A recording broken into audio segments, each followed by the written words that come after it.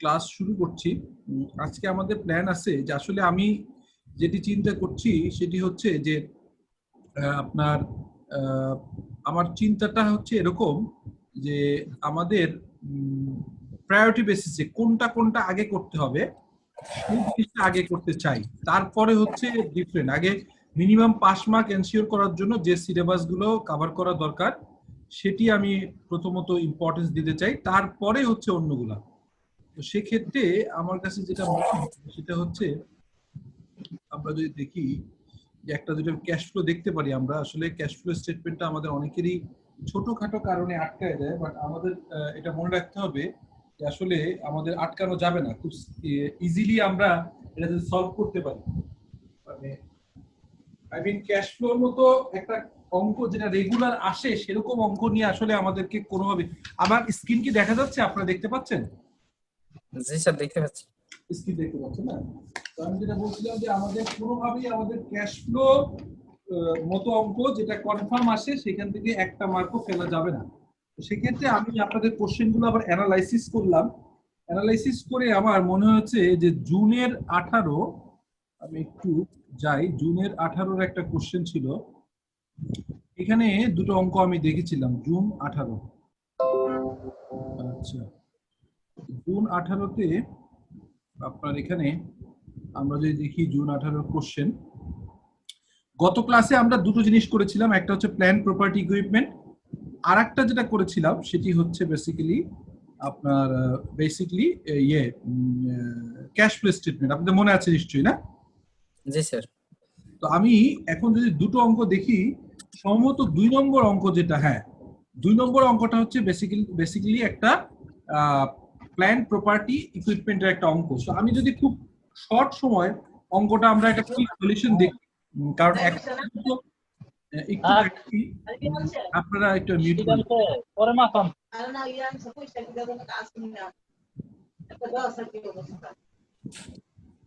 আমি সবাইকে একটু মিউট করলাম, পরে আপনারা আনমিউট করে নিন কথা বলার সময়, কারণ অনেকের বিভিন্ন সাউন্ড আসছে।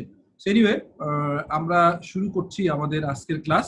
তো আমি যেটা করতে চাচ্ছি সেটি হচ্ছে আমরা একটা অঙ্ক দেখব, সেটি হচ্ছে যেমনটি বলছিলাম যে 1918 সালের, সরি 2018 সালের জুনের একটা অঙ্ক। সেটি হচ্ছে presented below is information related to equipment owned by NH Limited as at December 31st, 2015. এখানে একটা কস্ট ছিল হচ্ছে 90 লাখ টাকা, অ্যাকুমুলেটেড ডেপ্রিসিয়েশন ছিল হচ্ছে 10 লাখ টাকা, ভ্যালু ইন ইউজ এটি ছিল হচ্ছে 70,000 টাকা, fair value less cost to sell 44,000 টাকা। As per December 31st, 2015, the equipment has a remaining useful life of 4 years. দেখেন, আমি আগের দিন যে IS/IFRS টা পড়িয়েছি আপনাদেরকে, দুটো IS পড়িয়েছি, একটা 7 এবং একটা হচ্ছে 16। 16-এ এটি কিন্তু হুবহু 16-এর ওই IFRS এর আদলেই আসছে, এবং আমরা আশা করতেই পারি যে আমাদের এভাবেই এর কোশ্চেনগুলো এরকমই থাকবে। এবং আপনাদের কোশ্চেনগুলো আপনারা যদি প্র্যাকটিসটা একটু বেশি করতে পারেন এবং IFRS এর সঙ্গে অ্যাটাচমেন্ট রাখতে পারেন, তাহলে আই হোপ যে এই পরীক্ষাগুলোতে, বিশেষ করে নেক্সট পরীক্ষা আপনারা ভালো করবেন। সেই বিবেচনায় আমি যেটা বলতে চাচ্ছিলাম সেটি হচ্ছে যে এটাকে আপনারা বুঝতে পেরেছেন অঙ্কটা? কেউ একজন বলবেন কাইন্ডলি আনমিউট করে?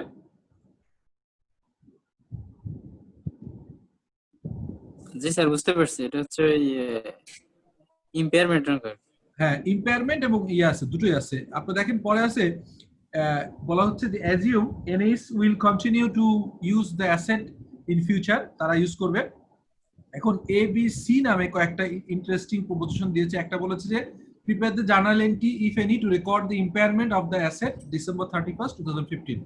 আচ্ছা, এখন বলেন তো যে কি ইম্পেয়ারমেন্ট এখানে আপনাকে করতে হয়? আচ্ছা, ইম্পেয়ারমেন্ট আর রিভ্যালুয়েশন এটি কোন রিভ্যালুয়েশন কোন মেথডে করতে হয় আর ইম্পেয়ারমেন্ট কোন মেথডে করতে হয়, কেউ একজন বলবেন আমাকে? আমরা তো IS 16 এ দুটি মেথড আছে, তাই না? একটাকে বলা হচ্ছে কস্ট মডেল আর একটা হচ্ছে রিভ্যালুয়েশন মডেল। তো ইম্পেয়ারমেন্ট কোন মডেলে ইউজ হয় আর হচ্ছে রিভ্যালুয়েশন কোন মডেলে ইউজ হয়?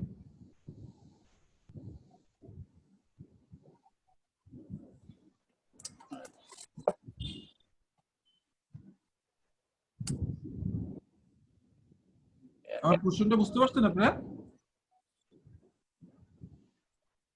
তো বুঝতে পারছি, কিন্তু মডেল তো সেভাবে পড়িনি, ডাইরেক্ট অঙ্ক করে গেছি। আচ্ছা আচ্ছা, আমি ক্লিয়ার করে দিচ্ছি। আপনারা এটা ধরে নেন যে এটা আপনাদের খুব ক্রিটিক্যাল, পরীক্ষার জন্য ইম্পর্টেন্ট, জানার জন্য আরো বেশি ইম্পর্টেন্ট। সেটি হচ্ছে যে আপনি যখন কস্ট মেথডে আসেন তখন কিন্তু রিভ্যালু করার সুযোগ নেই, আপনি কিন্তু রিভ্যালুয়েশন করছেন না, কিন্তু ইম্পেয়ারমেন্ট করতেই হবে, মাস্ট। আমার কথা বুঝছেন? কিন্তু যখন আপনি রিভ্যালুয়েশনে আসেন তখন ইম্পেয়ারমেন্ট করার দরকার নেই, কারণ রিভ্যালুয়েশন তো এমনি অটোমেটিক্যালি কিছুদিন পর পর করবেন। তখন কিন্তু আপনি রিভ্যালু করে প্রাইস বাড়তে পারে, কমতেও পারে।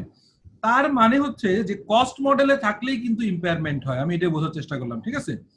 এবার দেখেন বলছে তাহলে কত অ্যামাউন্ট, ক্যালকুলেশনটা কি একজন বলতে পারবেন? যে আমাদের এই যে অঙ্কটার ভিতরে যে কস্ট ছিল 90 লাখ টাকা, অ্যাকুমুলেটেড ডেপ্রিসিয়েশন ছিল হচ্ছে 70,000 টাকা, ভ্যালু 10,000 টাকা, ভ্যালু ইন ইউজ হচ্ছে 70 লাখ টাকা, fair value less cost to sell হচ্ছে 44,000 টাকা। আমাকে কেউ একজন বলবেন যে এখানে আমাদের ইম্পেয়ারমেন্টের কত অ্যামাউন্ট হবে? এনিওয়ান? হচ্ছে ক্যারিং ভ্যালু হচ্ছে 80 লাখ, আর হচ্ছে ভ্যালু ইন ইউজ আর ফেয়ার ভ্যালু যেটা হাইয়ার যেটা সেটা হবে হচ্ছে 70 লাখ। হ্যাঁ, তাহলে হচ্ছে ইম্পেয়ারমেন্ট হবে হচ্ছে 10 লাখ। পারফেক্ট। কে বললেন কথাটা? বলছেন কি? এখানে স্যার হচ্ছে ক্যারিং অ্যামাউন্ট হচ্ছে 80 লাখ। একদম পারফেক্ট বলছেন, পারফেক্ট বলছেন। এটি হচ্ছে ঠিক আছে, আপনি সাউন্ড অফ করতে পারেন। সেটা হচ্ছে যে ইম্পেয়ারমেন্ট লস হবে হচ্ছে 10 লাখ টাকা, ঠিক আছে? 10 লাখ আর এনটি তো আমরা জানি লস অন ইম্পেয়ারমেন্ট, আর হচ্ছে ক্রেডিট হয় কি বলেন তো? লস অন ইম্পেয়ারমেন্ট হলে ক্রেডিট কি হয়? Accumulated depreciation. এক্স্যাক্টলি। কেন বলেন তো এটা? কারণটা কি? এটা তো কেন তো বলতে পারবো না। ইম্পেয়ারমেন্ট করা হয় মূলত হচ্ছে ডেপ্রিসিয়েশন যদি আপনি কম করে থাকেন। ধরেন আমি একটু জাস্ট এক লাইনে বুঝিয়ে দিই। সেটি হচ্ছে যে 90 লাখ টাকায় কিনেছিলেন, আজকে ভ্যালু ইন ইউজ আছে 70 লাখ টাকা, বাট আপনি ডেপ্রিসিয়েশন যে ফর্মুলায় ফেলছেন তাতে করে আসে হচ্ছে 80 লাখ টাকা। সো এই যে আপনি ডেপ্রিসিয়েশন ধরার ক্ষেত্রে কিন্তু আপনার এস্টিমেশনে কিছু কম ছিল, দ্যাটস ওয়াই আপনাকে কিন্তু এই 10,000 টাকা ইম্পেয়ারমেন্ট করতে হচ্ছে। যেহেতু করতে হচ্ছে মানে আপনি প্রিভিয়াসলি ডেপ্রিসিয়েশনটা প্রপারলি এস্টিমেট করতে পারেন নাই। আপনার এই যে এখানে আপনার জাজমেন্টের যে কিছুটা গড়মিল হয়েছে, এস্টিমেশনে কিছুটা ভুল ছিল, আর এস্টিমেশন তো অ্যাকচুয়াল হবে না, এটাই স্বাভাবিক, কিন্তু এই অ্যাপ্রক্সিমেটলি যায়নি, আর একটু দূরে গেছে।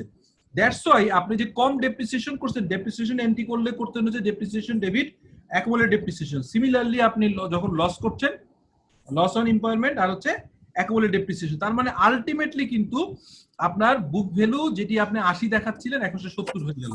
ওকে, এবার আসেন আপনি, মনে হচ্ছে সহজ, কিন্তু এটা কিন্তু পরীক্ষা আপনাদের আসবে, এটা ধরে নেন যে এই ধরনের অঙ্ক পরীক্ষা আসবে এবং আপনাদের খুব হার্ড প্রিপারেশন রাখতে হবে, সো দ্যাট এই ধরনের অঙ্ক কোনোভাবে মিস করা যাবে না। এটা মিস করলে কিন্তু যেটা হবে, এক্সামিনারের মাথায় কাজ করবে যে আপনারা বেসিক জিনিসগুলো জানেন না। এই কারণে আমার সাজেশন হচ্ছে যে আপনারা খুব কন্টিনিউয়াসলি এই জিনিসগুলো খেয়াল করবেন। আচ্ছা, এবার আসেন আপনি, সেটি হচ্ছে যে বিতে কি বলছে দেখেন। বিতে বলছে হচ্ছে prepare the journal entry if any, হ্যাঁ, টু রেকর্ড ডেপ্রিসিয়েশন এক্সপেন্স 2016। তাহলে এখানে কি বললাম আমি, 2016 এর জার্নাল এন্ট্রি দিতে বলছে ডেপ্রিসিয়েশনের এন্ট্রি।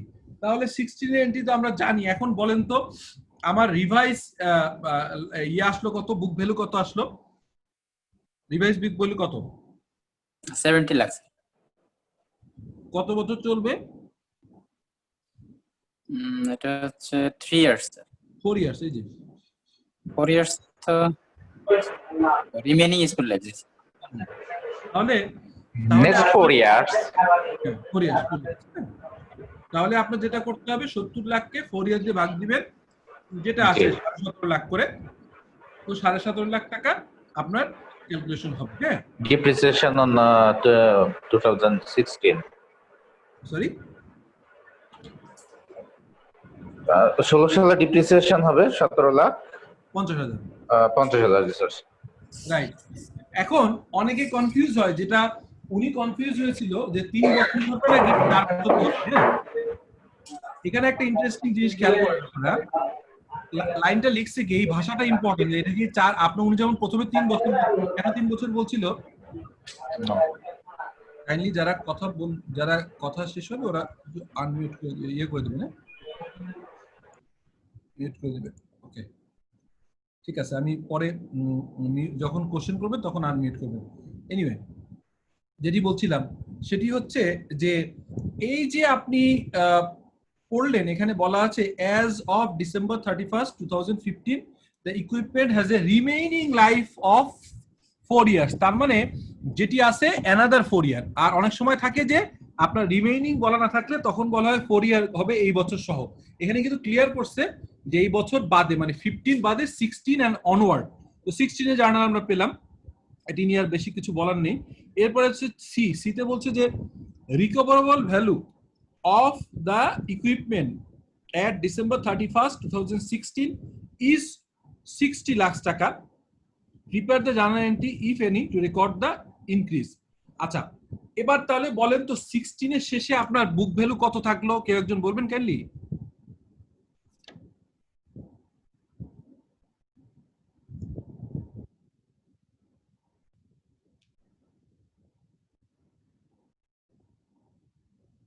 Book value 52,50,000। জি 52,50,000 স্যার। এক্স্যাক্টলি 70 থেকে 17,50,000 কম। তাহলে এবার আসেন, বুক ভ্যালু রেইজ করছে কত, মানে বেড়েছে কত? 52,50,000 থেকে বলছে কত নতুন করে, এই অ্যামাউন্টটা কত বলছে? 7.5 লাখ টাকা বেশি আছে। তাহলে কত বেশি? 7.5 লাখ টাকা। জি স্যার। এখন 7.5 লাখ টাকার এন্ট্রিটা কি হবে, অ্যাকাউন্টিং এন্ট্রি?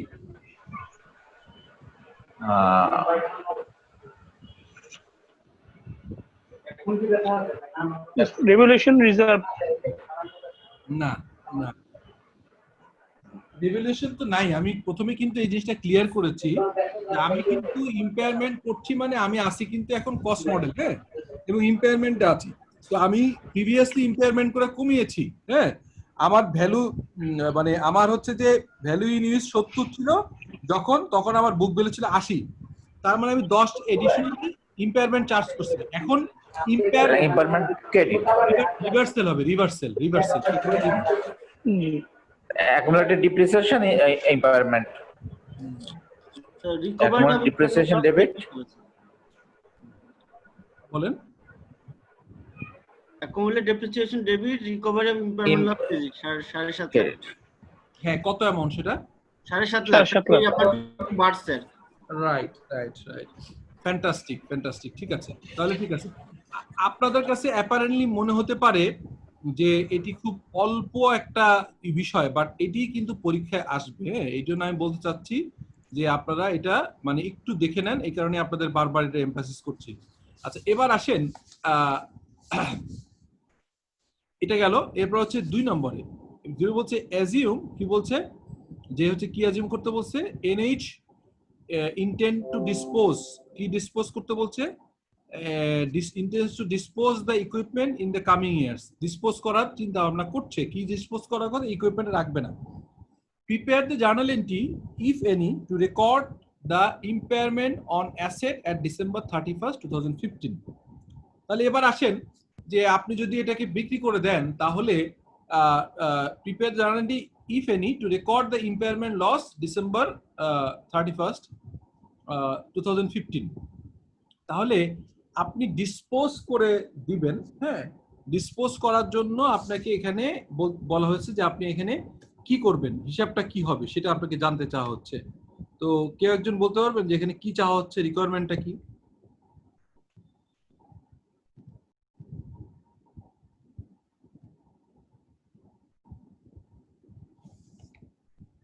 স্যার রিকোয়ারমেন্টটা হলো যে স্যার এখানে আমার বর্তমান যে 2015 তে আমার যে ক্যারিং অ্যামাউন্টটা, এটা রিকভারেবল অ্যামাউন্ট থেকে বেশি না কম এটা দেখতে হবে। যদি রিকভারেবল অ্যামাউন্ট থেকে বুক ভ্যালু বেশি হয় সেক্ষেত্রে ইম্পারমেন্ট রিকভারি হবে, আর যদি কম হয় সেক্ষেত্রে ইম্পারমেন্ট লস হবে। ওই ইম্পারমেন্ট লসের এন্ট্রিটাই দিতে বলছে। তো কত লস হবে, কত লস আসছে বলেন তো? স্যার আমার ক্যারিং অ্যামাউন্ট ছিল 80 লাখ, হ্যাঁ, আর রিকভারেবল অ্যামাউন্ট হচ্ছে স্যার এই যে fair value less cost to sell 44 lakh. হ্যাঁ তাহলে 80 বিয়োগ 44 36 লাখ স্যার। হ্যাঁ, অ্যাকাউন্টিংটা কি হবে? এটা স্যার যেহেতু আমার বুক ভ্যালু থেকে রিকভারেবল অ্যামাউন্ট কম, সেহেতু লস অন ইম্পারমেন্ট ডেবিট আগের মতো আর accumulated depreciation credit. Additional information কেন আসছে এখানে? কিন্তু আসছে অনলি দ্যাট রিজন, হ্যাঁ, যারা খুব ভালো পারেন তারা মনে করতে পারেন যে আমি এত সময় নিয়ে অঙ্কটা কেন করছি, এর কারণ আছে। এই ধরনের অঙ্ক দিয়ে আপনাদেরকে বিপদে ফেলবে। সো মেক শিওর যে এই ধরনের অঙ্ক যেন ভুল না হয়। এখানে একটা অ্যাজাম্পশন আছে, বলছে assume that NH intend to dispose the equipment. আগে কিন্তু ছিল কি, এটা গোয়িং কনসার্ন, খেয়াল করেন। দিস ওয়াজ কি ছিল বলেন তো? এটা ছিল হচ্ছে কি, গোয়িং কনসার্ন হিসেবে ধরতেছে, মানে assume that NH will continue this asset in future. আর এখানে কি করতেছে বলেন তো? এখানে অ্যাজাম্পশনটা চ্যালেঞ্জটা কোথায়? অ্যাজাম্পশনের চ্যালেঞ্জে ডিফারেন্স আছে। এখানে বলতেছে না, অ্যাজিউম করতেছেন যে এটা ডিসকন্টিনিউ হবে, ঠিক আছে? এটা চ্যালেঞ্জটা হচ্ছে যে এটা আসলে কি হবে, এটা আসলে এটা কি চ্যালেঞ্জটা? চ্যালেঞ্জটা হচ্ছে যে এটা আপনার আসলে মূলত চ্যালেঞ্জটা হয়ে গেছে যেখানে আসলে ডিসকন্টিনিউ করার কথা বলছে। ডিসকন্টিনিউ যখন বলবে তখন কিন্তু আলটিমেটলি এটাকে আর সুযোগ থাকে না যে এটা আপনি ওইভাবে দেখান। তখন আপনাকে যেটা করতে হবে সেটা হচ্ছে আপনাকে কি করতে হবে, যে আপনাকে এটাকে রিকভারেবল অ্যামাউন্ট, মানে এটাই হচ্ছে ফেয়ার ভ্যালু। এটা হচ্ছে মার্কেটে বিক্রি করতে গেলে এই টাকা পাবেন। তো আগে কথা ছিল যে আপনি ইউজ করবেন, ইউজ করে তো আপনার এখন মার্কেটে কত টাকা পান ইম্পর্টেন্ট না, ইম্পর্টেন্ট হচ্ছে যে আপনি ভ্যালু ইন ইউজ কত, যেহেতু আপনি ফিউচার ইউজ করবেন।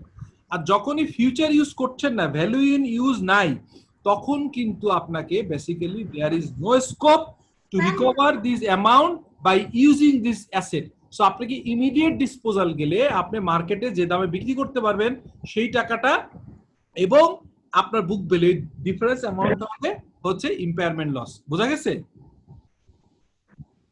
স্যার রিকভারেবল অ্যামাউন্টটা যদি ডিসক্লোজ করতে হয়, যদি আমার গোয়িং কনসার্ন হয় বা ফিউচার ইউজ হয়, সেই ক্ষেত্রে রিকভারেবল অ্যামাউন্টের ক্ষেত্রে আমরা কনসিডার করতে হবে যে larger value in use and fair value মধ্যে যে লার্জার, রাইট। আর যে ক্ষেত্রে আমি ডিসপোজ করে দিব সেই ক্ষেত্রে তো আমার কোনো ভ্যালু ইন ইউজ হবে না, কনসিডার না। রিকভারেবল অ্যামাউন্টটাই হচ্ছে আমি ওইটা ফেয়ার ভ্যালু, যেটা আমি হচ্ছে fair value less cost to sell, ওই ফিগারটাই তো আমি পাবো। এক্স্যাক্টলি এর সাথে কম্পারিজন হবে। এক্স্যাক্টলি।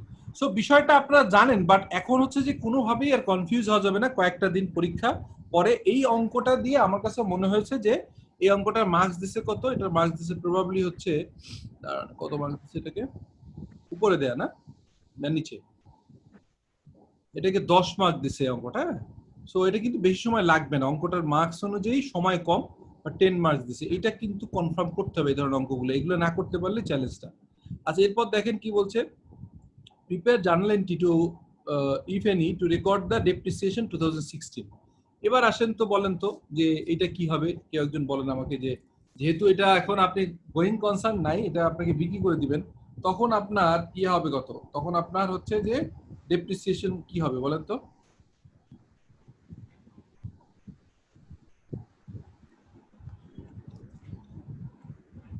খুবই ইম্পর্টেন্ট কিন্তু এই লাইনটা। স্যার ডিসকন্টিনিউ হলে তো যেহেতু আমি ওখানে ইম্পায়ারমেন্ট করে আমার অ্যাকুমুলেটেড ডেপ্রিসিয়েশন ডেবিট করে ইয়ে করে দিয়েছি স্যার, অ্যাকুমুলেটেড ডেপ্রিসিয়েশন ক্রেডিট করছি 36 লাখ, ওটা তো লস অন ইম্পায়ারমেন্ট। আমি যেহেতু সেল করে দিয়েছি, যেটা পরবর্তীতে আমার ইউজ হবে না, যেহেতু সেল করে দিয়েছি, এটা কি? ওই জন্যই তো বলছি যে যেহেতু আপনি এখানে স্যার গেইন রিকগনাইজ করতে হবে না। না না না না, এই কারণে এই অঙ্কটা কিন্তু অনেক কনফিউজ করার জন্য দিয়েছে আপনাদেরকে, বুঝছেন? দেখেন একটু আগে এই এখন যে কোশ্চেনটা করলেন তার আগে কি কথা বললেন, উনি কিন্তু রাইটলি বলছে। কি নাম আপনার ভাই? আব্দুল জলিল স্যার। আচ্ছা, এই যে দেখেন এখানে সে বলে দিচ্ছে, কি বলে দিচ্ছে, যে আপনি তো অ্যাসেটটা সেল করে ফেলছেন, prepare the journal entry if any to record the impairment of asset based on কি আপনি এটাকে বিক্রি করে দিবেন। সো যদি বিক্রি করে দেন তাহলে is there any question for depreciation anything, because আপনি তো ডিসপোজ করার জন্য সেপারেট করে লসটাকে রিকভার করছেন, মানে রেকর্ডেড করছেন। কত লস রেকর্ডেড করছেন? 36 লাখ টাকা।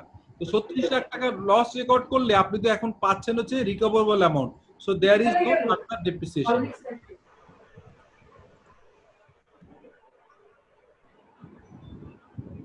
ঠিক আছে, তাহলে আমরা এখন চলে যাই হচ্ছে পরের টাইম।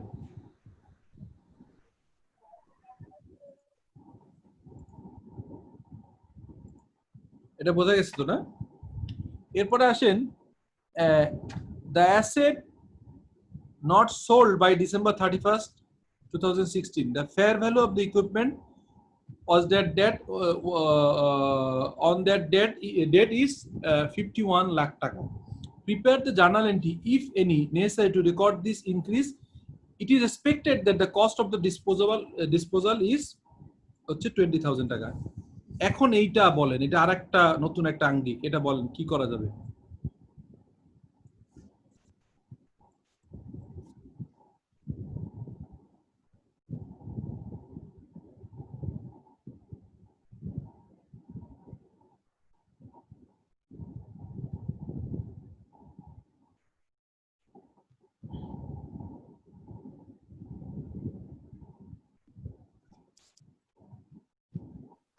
তো আমরা এখানে যেহেতু এর আগে বিক্রি করতে গিয়ে বিক্রি করি নাই স্যার, সেহেতু আমাদের আগে যেটা অ্যাকুমুলেটেড ডিপ্রিসিয়েশন আছে এইটাকে স্যার অ্যাডজাস্ট করতে হবে স্যার। আর এর বাইরে যেটা থাকবে স্যার সেটাতে তখন আবার লস অন মানে ইম্পেয়ারমেন্টের লস যেটা হয়েছিল সেটাকে রিকভারি। আচ্ছা এখন তো বলেন তো যে কি বলতেছি যে fair value of the asset বেড়ে গেছে না? ফেয়ার ভ্যালু অফ অ্যাসেট বেড়ে গেছে না? তথ্যটা বলো তো, ডিফারেন্সটা কি হয়েছে? এই যে এই টাকাটা কত 44 ছিল তাই না? জি স্যার। 44 থেকে এখন আসছে কত 51। আসলে 51 না, 51 থেকে 20,000 টাকা বাদ যাবে, কারণ এটা তো এটার সাথে ইনক্লুডেড, মানে নেট অফ করলে এখানে যেমন নেট অফ করা আছে, হ্যাঁ, লেস কস্ট টু সেল, এখানে লেস কস্ট টু সেল করতে হবে। তাহলে এটা লেস কস্ট টু সেল কত এখানে ক্লিয়ারলি বলা আছে, কিন্তু fair value less cost to sell, হ্যাঁ, মানে নেট রিয়ালাইজেবল ভ্যালু যেটা বলে। তো এখানে আপনি এই 51 লাখ থেকে কত বাদ যাবে? 20,000। 15 লাখ থেকে 44 লাখ বাদ দিলে আর সাথে হচ্ছে 20,000 অ্যাডজাস্ট হবে, তাহলে 6,80,000। দেখেন যে আপনি 51 লাখ থেকে 20,000 বাদ দেন, তাহলে আসবে হচ্ছে 50,80,000, আর ছিল কত 44 লাখ, তাহলে বাদ বাকি ডিফারেন্স হচ্ছে 6,80,000 টাকা। 6,80,000 টাকা কি হয়েছে? কস্ট রিকভার করছে না? আপনি বেশি লস রিকগনাইজ করছিলেন, এখন আবার রিকভার হচ্ছে। এন্ট্রিটা কি হবে বলেন তো এন্ট্রিটা কি বলেন একটু কাইন্ডলি। আগে একবার এটা করেছেন, এবার বলেন একটু কি হবে। স্যার এটা হচ্ছে এই অ্যাসেট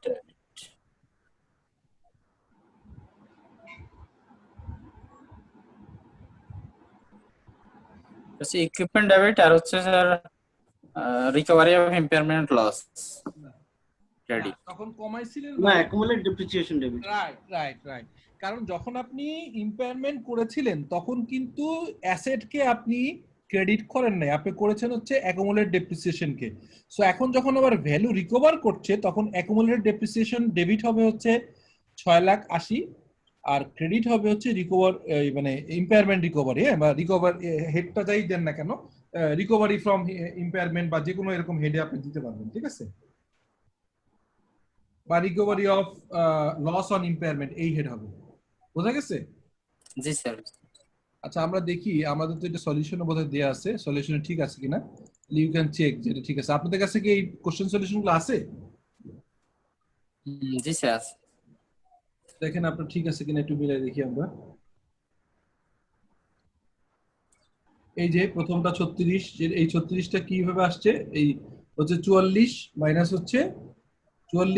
হচ্ছে কত ছিল যেন আমাদের বুক ভ্যালুর সময় আমরা দেখেছিলাম 80 না, হ্যাঁ 44 থেকে 80 মিলে 36, আর পরের ওই যে এইটা এই যে এখানে বের করা আছে, আর হচ্ছে নিচেরটা ওই যে আপনার নো এন্ট্রি, এই যে নো এন্ট্রি, এই যে এটা ডেপ্রিসিয়েশন এন্ট্রি হবে না, no entry necessary depreciation is taken as a asset intend to sell. আর ফাইনালি যেটা হবে সেটা হচ্ছে এইটা, যে আপনার এই ফেয়ার ভ্যালু হচ্ছে 51 লাখ আর 20,000 টাকা হচ্ছে কস্ট অফ ডিসপোজাল বা কস্ট অফ সেল, আর ক্যারিং অ্যামাউন্ট হচ্ছে 44 ছিল।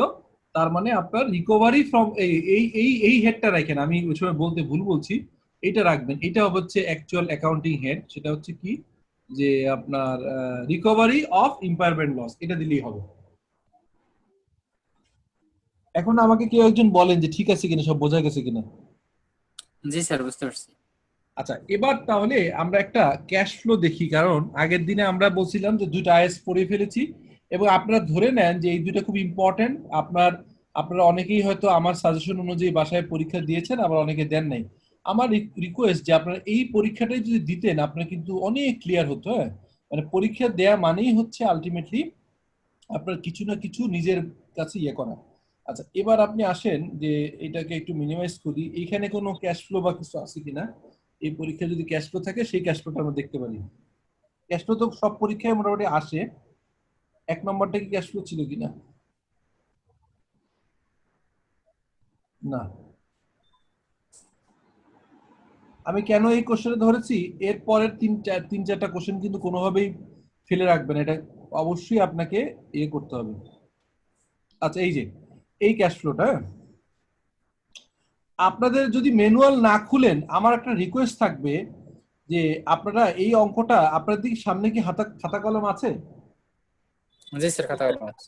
আচ্ছা, জি, আমি আপনাকে ছোট্ট একটা কাজ করতে বলি, সেটা হচ্ছে আপনারা কাইন্ডলি এটার হচ্ছে cash flow from operating activities এটা একটু করার চেষ্টা করেন তো, একটু কাইন্ডলি, যেহেতু আপনার পরীক্ষাটা দেন নাই আপনাদের আসলে লিখতেই হবে এই অঙ্কটার। এই আপনার বাসায় কি আছে, কোশ্চেন আছে? এটা যদি না থাকে আমার এখান থেকে দেখে করেন। হ্যাঁ, আর কোশ্চেন থাকলে কোশ্চেন খুলতে পারেন। এখানে আপনার খেয়াল করেন যে দুটা, এটা কম্পারেটিভ ব্যালেন্স শিট দেওয়া আছে কোন বছরের, আপনার 2013 আর 14।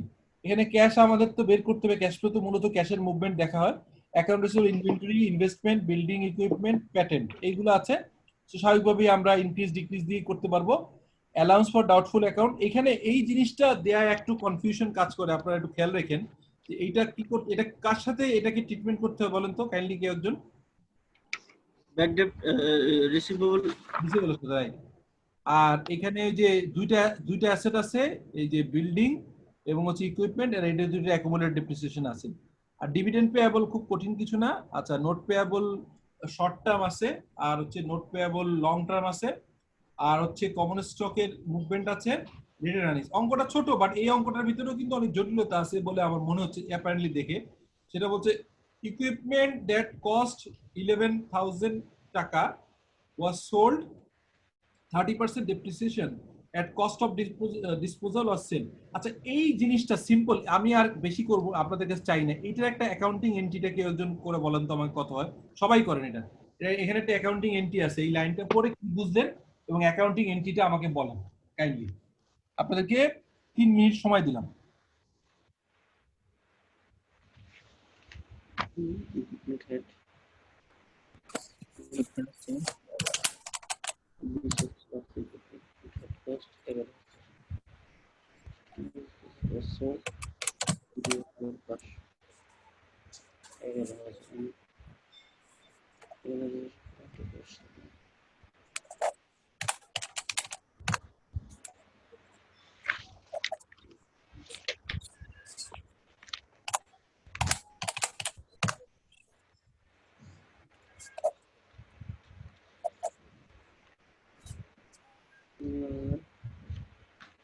স্যার এখানে লস অন ডিসপোজাল হচ্ছে 5,200। কিভাবে হয় জিনিসটা বলেন তো, আমাকে বুঝে বলেন তো। স্যার এখানে হচ্ছে 11,000 হচ্ছে কস্ট, হ্যাঁ, 30% ডিপ্রিসিয়েশনে আছে আসলে 3,300, এটা বাদ দিলে হচ্ছে 7,700 থাকে, হচ্ছে ক্যারিং ভ্যালু। আর এটা থেকে হচ্ছে আমি যদি 2,500 টাকা এটা সোল্ড করছে, এটা বাদ দিলে আমার থাকে 5,200 কম সেল করছে, তার মানে এটা হচ্ছে লস। হ্যাঁ, ওকে ওকে, ফাইন ফাইন, তাহলে এই ট্রিটমেন্টটা আপনারা ঠিক করছেন, আমি আপনার কারেক্ট আছে। আচ্ছা, এবার আসেন তো এইটা বলেন তো, এই ট্রিটমেন্টটা বলেন তো, এই 4 নম্বরটা এখানে কি বোঝাতে চাইছে?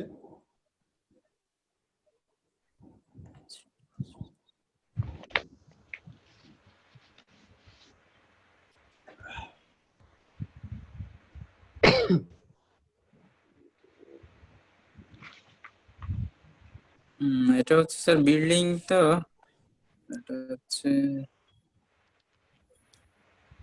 ইন্স্যুরেন্স কোম্পানি থেকে 33,000 টাকা পাওয়া গেছে আর কি স্যার। হ্যাঁ, তাহলে এটা হচ্ছে completely cross destroy, sheet. Complete destroy হলে উপরে দেখেন তো বিল্ডিং এর ভ্যালু কত আছে, দেখেন। আমি যদি এটা কি সম্ভব রোববারে আপনাদের ফ্রি আছে স্লট? আচ্ছা জি, রোববারে 6:30 7টা সম্ভব না? সোমবার, বুধবার আগে আরেকটা ক্লাস। শুক্রবার কি সকালে নেওয়া যাবে? শুক্রবার সকালে কোনোভাবে?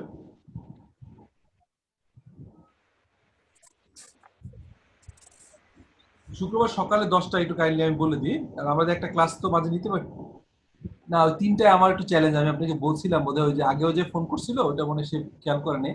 শুক্রবারে বিকালে আমার অন্য ক্লাস আগের থেকে শিডিউল করা ছিল, হ্যাঁ, লম্বা 1 বছর ধরে ক্লাস নিতে প্রাইভেট ইউনিভার্সিটিতে, ওটা চলতেছে এই কারণে। হ্যাঁ হ্যাঁ হ্যাঁ হ্যাঁ, জি জি জি, একটু তাহলে 10:30। ঠিক আছে ঠিক আছে, ওকে ওকে, ঠিক আছে। আচ্ছা, এটা বুঝতে পারছেন আপনারা? জি স্যার, ট্রিটমেন্টটা কিন্তু উপরের অ্যামাউন্টটা তো দেখতে পাচ্ছি না।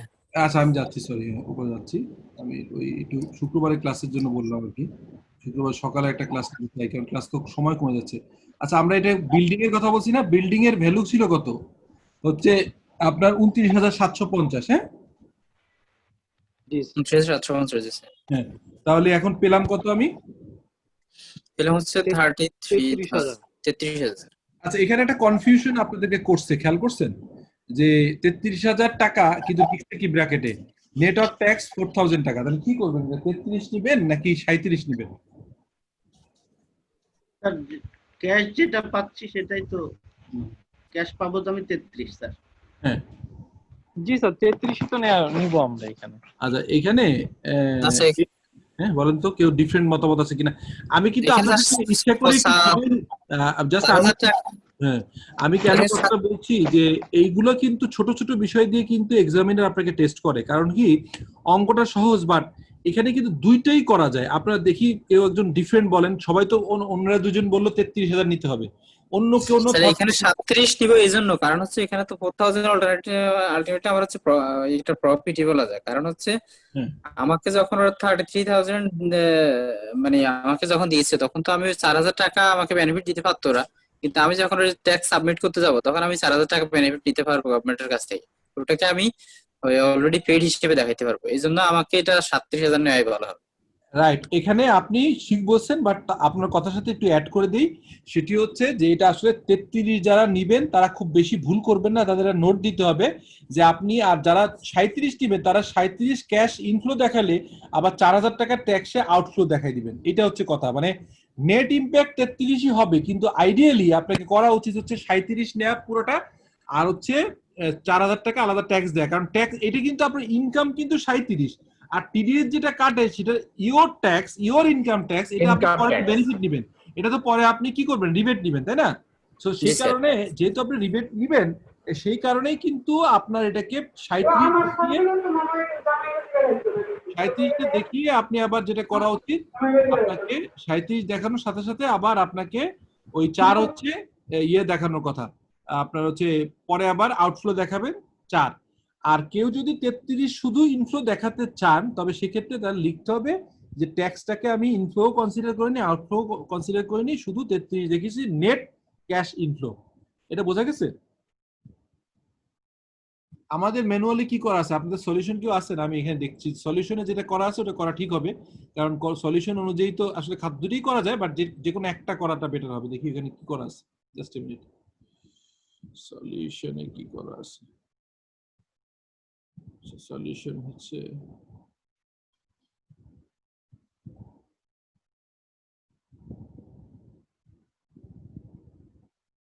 সাঁইত্রিশ করা আছে। যদি 37 হয় তাহলে অবভিয়াসলি আপনার 4,000 টাকা ট্যাক্সে আবার আউটফ্লো দেখানোর কথা।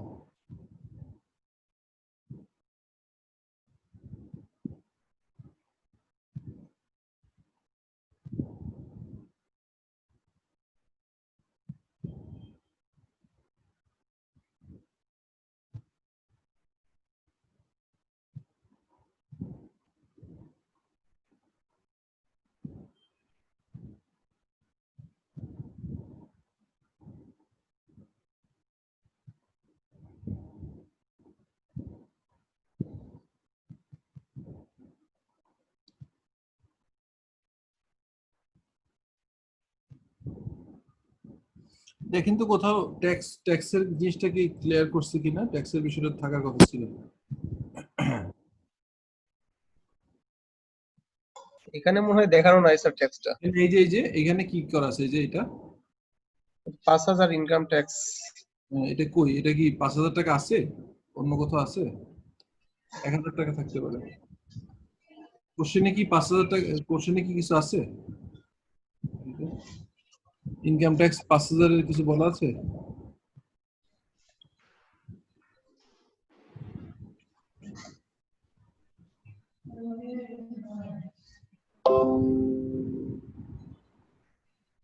কোশ্চেনে ডিভিডেন্ড পেয়েবল গত বছর 5000 ছিল, এবছর 0 করছে, তার মানে ডিভিডেন্ড পেইড করছে 5000, এটা তো ট্যাক্স না।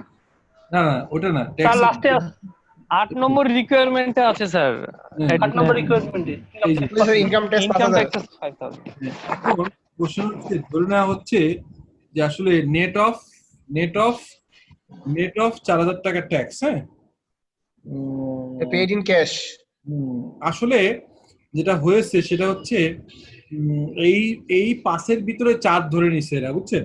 মানে এখানে একটা অ্যাজাম্পশন কাজ করছে যে এই 5-এর ভিতরেই আসলে ওই 4 ঢুকানো আছে, তা না হলে অঙ্কটা মিলবে না। 33 দেওয়াটা লজিক্যাল ছিল, 37 দিতে হলে আসলে এই 4টা এই 5-এর ভিতরে আছে। সো ঠিক আছে, এখানে একটু এই জন্যই আপনাদেরকে হলের ভিতরে এই ধরনের কিন্তু একটা গন্ডগোল আসলে মাথা গরম হবে, কারণ আপনাদের মাথায় আসতে পারে যে আমি তো 33 দেওয়াটা লজিক্যাল, বিকজ আমি তো ট্যাক্স কেটে 33 পেয়েছি।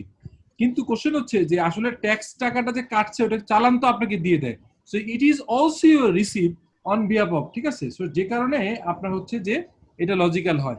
তো আমরা এই জন্য নোট দিয়ে দিব যে ওই যে 4000 টাকা ট্যাক্স এই 5-এর ভিতরে ইনক্লুডেড, এটা বলে দিব, ঠিক আছে?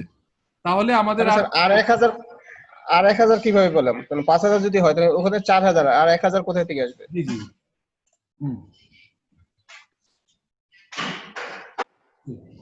ঠিক আছে তাহলে 10টায় না সকালে? হ্যাঁ 9:30, ঠিক আছে 9:30, ঠিক আছে, ওকে। আপনাদের নেক্সট ক্লাস কিন্তু শুক্রবার 9:30টায়, আপনাদের সময় কম আর শুক্রবার এনার্জি ভালো থাকে, আজকে সারাদিন অফিসের পর সবাই টায়ার্ড, আমার মনে হয় শুক্রবার 9:30টায় ক্লাসটা নিলে সকালে ভালো হবে, ঠিক আছে? আপনাদের নেক্সট ক্লাস আজকে হচ্ছে বুধ, কালকে বৃহস্পতি, পরশুদিন সকাল 9:30টায় আমাদের ক্লাস করব। তো যেটা আপনি বলতেছিলেন আরেকজন যে 1000 টাকা কোথায় গেছে, এই 1000 টাকার হিসাব তো আছে, কারণ হচ্ছে এখানে আসলে 1000 সহ বলে দিছে, ওটা আমি এটা অসুবিধা নেই, 1000 তো আলাদা থাকতেই পারে, সো এটা কোনো বড় সমস্যা নেই 1000 সহ। যাই হোক, আমরা এটা দেখলাম। এবার আপনি এই কোশ্চেনটা আপনাদের যদি সলিউশন সামনে না থাকে তাহলে দেখেন তো আর কোথাও বুঝতে অসুবিধা আছে কিনা। আচ্ছা, এখানে আরেকটা প্যাচ আছে, আমি বলি, এই জায়গাটা খেয়াল করছেন, কোন কোন জায়গায় প্যাচ আছে এগুলো আমি বলি, তাহলে আপনাদের ইজি হবে। কিন্তু আজকে রাতে আবার অঙ্কটা দেখবেন। এখানে দেখেন একটা কথা বলা আছে যে 10,000 টাকা লং টার্ম নট পেয়েবল কি বলতেছে বলেন তো, যে পেইড ইস্যুইং কমন স্টক, এটার মানে কি বলেন তো কেউ একজন কাইন্ডলি? এটা হচ্ছে যে আমরা কমন স্টকের এগেইনস্টে আমরা লং টার্ম নোট একটা পেয়েছি। হুম হুম হুম এটাই তো স্যার মনে হয়। জি, তাহলে এবার দেখেন তো, তাহলে এটা পড়লে আমরা কোথায় কোথায় দেখবো বলো তো? আমি সরি যে অনেকেই কিন্তু আইএফএফ পরীক্ষায় ফেল করার একটা কারণ হয় যে আসলে একটা ট্রিটমেন্ট, প্রথম হচ্ছে যে আমার অলওয়েজ আপনাদের সাজেশন যে এইটা কখনো আগে দেখবেন না, দেখবেন হচ্ছে এই এডিশনাল ইনফরমেশন অলওয়েজ। তাহলে আপনি যেমন ধরেন আমি এটা যখন দেখলাম প্রথমে কিন্তু আপনাদেরকে কি বললাম, এটা বুঝছেন কিনা, তাহলে আপনারা কি বুঝলেন এখান থেকে কতগুলো ইনফরমেশন আসলো। এই 2500 টাকা কোথায় যাবে বলেন তো? এই 2500 টাকা কেউ একজন বলেন কাইন্ডলি। 2500 টাকা স্যার আমাদের অপারেটিং এক্সপেন্সে ক্যাশ। নো কোথায় যাবে বলেন? সরি স্যার ইনভেস্টমেন্টে আমাদের ক্যাশ ইনফ্লো হিসেবে আসবে এটা। এক্স্যাক্টলি। আর একটা লস ক্যালকুলেশন করে বের করছিলেন কত, 5200, ওইটা কোথায় যাবে বলেন তো? ওইটা স্যার আমাদের অপারেটিং এক্সপেন্সে যাবে। অপারেটিং এ ওইখানে কি লস হলে যোগ করতে হয়, লস অন এক্স্যাক্টলি করতে হবে। দেখেন তাহলে আমাদের কিন্তু চট করে এই যে দেখেন, এই যে ক্যালকুলেশনে 20 নম্বর, আমরা কিন্তু একটু সময় নিচ্ছি, কিন্তু ভাই আমার রিকোয়েস্ট হচ্ছে এইভাবে চিন্তা করেন। আমি কিন্তু ক্যাশ ফ্লো, আমি যখন আপনাদেরকে পরীক্ষা দিয়েছি বা বিভিন্ন জায়গায় ক্যাশ ফ্লো তো সিএ আইসিএম এ সব জায়গায় করতে হয়েছে, আমি কিন্তু এইভাবে দেখতাম যে একটা রিকোয়ারমেন্টের কোথায় কোথায় হিট পড়বে চট করে বুঝতে হবে, সময় তো কম, পরীক্ষা হলে প্যাচ লাগাই ফেলবেন। তাহলে এখানে চট করে কিন্তু আমি কি করলাম, অ্যাড করে ফেললাম লস অন সেল অফ আরেকটা দেখেন সঙ্গে সঙ্গে আমি এখানে এই যে 2,500 টাকা কোথায়, এই যে 2,500 টাকা চলে আসলো হচ্ছে এখানে, ঠিক আছে, আসলো। ওকে, এডিশনাল রিকোয়ারমেন্ট 1 শেষ। এরপর আপনি আসেন যে 2 তে যখন বলতেছেন যে 10,000 টাকা long term note payable was paid by issuing common stock, তখন দেখেন এখানে কমন স্টকে বাড়ছে কত দেখেন তো, এটা মিলছে? তাহলে মিলে গেছে। কিন্তু এমন তো হতে পারতো যে এখানে 43 না হয়ে হয়েছে 53, তাহলে আরো 10 কি হতো, তাহলে ক্যাশে পেতেন। আমার কথাটা বুঝতে পারছেন? জি স্যার।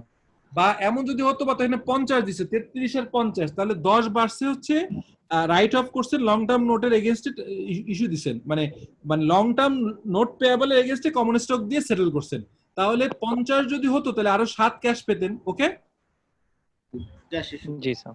এবার দেখেন তাহলে এইটার সাথে আরেকটা সংশ্লিষ্ট কি আছে বলেন তো, সঙ্গে সঙ্গে কোনটা দেখবো এখন আমরা? এটার সঙ্গে সঙ্গে ওই sir long term notes payable, long term notes payable যাবো। তাহলে লং টার্ম নোট পেয়েবল এখানে 10, এই যে দেখেন তো এখানে কি হয়েছে, এবার কি মিলতেছে? এটা মিলতেছে এখানে?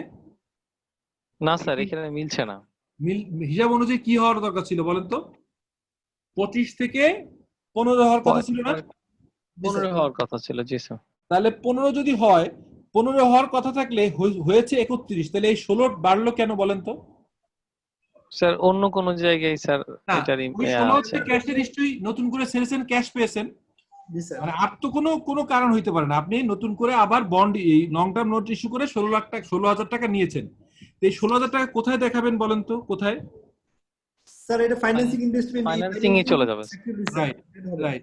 সো আমার কাছে আপনাদের কাছে মনে হতে পারে স্যার এত সহজ অঙ্ক এত সময় নিচ্ছে কেন? আমার কথা হচ্ছে কি, এই জিনিসগুলো না দেখলে এটা কিন্তু বিপদে পড়ে যাবেন। দেখেন আমরা মিলিয়ে নিচ্ছি, এখানে আছে কিনা, তো ফাইন্যান্সিং অ্যাক্টিভিটিস থাকবে না কেন? Cash flow from investing, cash flow from, এটা হচ্ছে ফাইন্যান্সিং না? ক্যাশ ডিভিডেন্ড পেইড, তারপরে নেট ক্যাশ ফাইন্যান্সিং, ঠিক 16,000 টাকা কেন আসবে না? অন্য কিছু বলা আছে কিনা দেখি, এটা আরো তো হতে পারে। Right right. জি স্যার, এটাই তখন বলছিলাম যে অন্য কোনো কিছু। Right right right, exactly. তাহলে আমি ওখানে দেখলাম যে ওখানে কোনো নিশ্চয় দিলে অন্য কিছু থাকতে পারে। এই যে ঠিকই বলছেন, ই করছে স্যার 7 নাম্বার স্যার। এই যে দেখেন আমরা পেজটা কোথায় লাগছে দেখেন, আমিও ভুল করে ফেলছিলাম। হ্যাঁ, আমাদের কিন্তু তাহলে কি করতে হবে, যে যখনই আমি দেখছি লং টার্মের সাথে ইকুইটির গড় মিল আছে 16, তখন চট করে খুঁজতে হবে আর কোনো নোটে কোথাও কিছু আছে কিনা। নোটে পেয়ে গেলাম যে বলছে লং টার্ম নোট ফর 16,000 টাকা was issue for the acquisition of equipment. তাহলে এখন ক্লিয়ার ভাই? বুঝা গেছে? বুঝা গেছে? ক্লিয়ার? Yes sir. আচ্ছা ফাইন। তাহলে ক্যাশ ডিভিডেন্ড নিয়ে কোনো কোশ্চেন আছে? এটা তো খুব ইজি, এটা কোনো ব্যাপার না, এটা জানেন আপনি। এটা কোথায় যাবে? ফাইন্যান্সিং এর আউটফ্লো, ঠিক আছে। আচ্ছা, তারপরে 4 নম্বরটা হয়ে গেছে। 5 নম্বরটা দেখেন তো কি বলছে। 5 নম্বরটা বলেছে যে হচ্ছে কি বলেছে? 5 নম্বরটা বলেছে investment available for sale were sold 1500 টাকা above their cost. The company has made similar sales and investment in the past. তাহলে কি ঘটনা ঘটছে? কেউ একজন আমাকে বলেন তো, এটা দিয়ে কি বুঝলেন আপনি? কি বুঝলেন? স্যার ইনভেস্টমেন্ট 3,000 টাকা ছিল আগে স্যার। হ্যাঁ, ওখানে অঙ্কে পেয়েছেন? অঙ্কে? জি স্যার। হ্যাঁ, ওই অঙ্কের ইনভেস্টমেন্ট এই যে ইনভেস্টমেন্ট নাম্বার স্যার। হ্যাঁ, 3,000 ছিল, 3,000 ছিল, এখন 0 হয়ে গেছে। এখন কত হয়েছে? 0। তার মানে আমরা 3,000 বিক্রি করছি 4,500 টাকায় স্যার। হ্যাঁ, তাহলে আমি কোথায় ইমপ্যাক্ট দেখাবো? কোথায় কোথায় বলেন তো? 2 জায়গায় ইমপ্যাক্ট পড়বে, কোথায় কোথায়? স্যার গেইন হচ্ছে যে 1,500, এটা অপারেটিং এ, আর যে টোটাল আর্নিংস যেটা 4,500 এটা যাবে ইনভেস্টিং এ ইনফ্লো।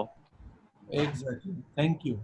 না তাহলে আলহামদুলিল্লাহ আপনারা মোটামুটি প্রিপারেশন খারাপ না। আমি ছোট হলেও আমাদের কিন্তু পেজ আছে বহুত। এখানে কই দেখেন তো, sir investment available for sale কি সে আসবে না স্যার অপারেটিং এ?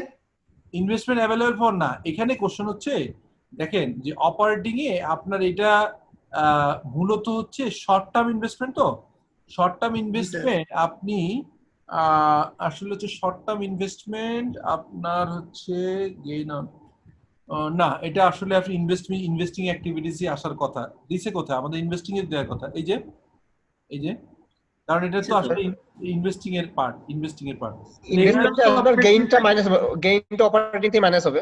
হ্যাঁ গেইন লস তো অপারেটিং এর পার্ট, এই যে তাহলে গেইনটা আসছে অপারেটিং এ। হ্যাঁ এই যে এখানে আছে 3,500 টাকা আপনি হচ্ছে যে ইনভেস্টমেন্ট ছিল 3,000 হয়ে গেছে নীল, তার মানে হচ্ছে যে ইম্প্যাক্টটা 3 আর 1,500 টাকা বেশি পেয়েছেন, তাহলে 4.5, তাহলে নেট 4.5 হচ্ছে আপনাকে দেখাইতে হবে cash inflow from financing activities, আর ওই 1,500 টাকা গেইন বাদ দিতে হবে, বিকজ এই গেইনটা আবার ঢুকানো আছে কোথায়, ওসিআই হিসেবে ঢুকানো আছে প্রফিটের ভিতরে।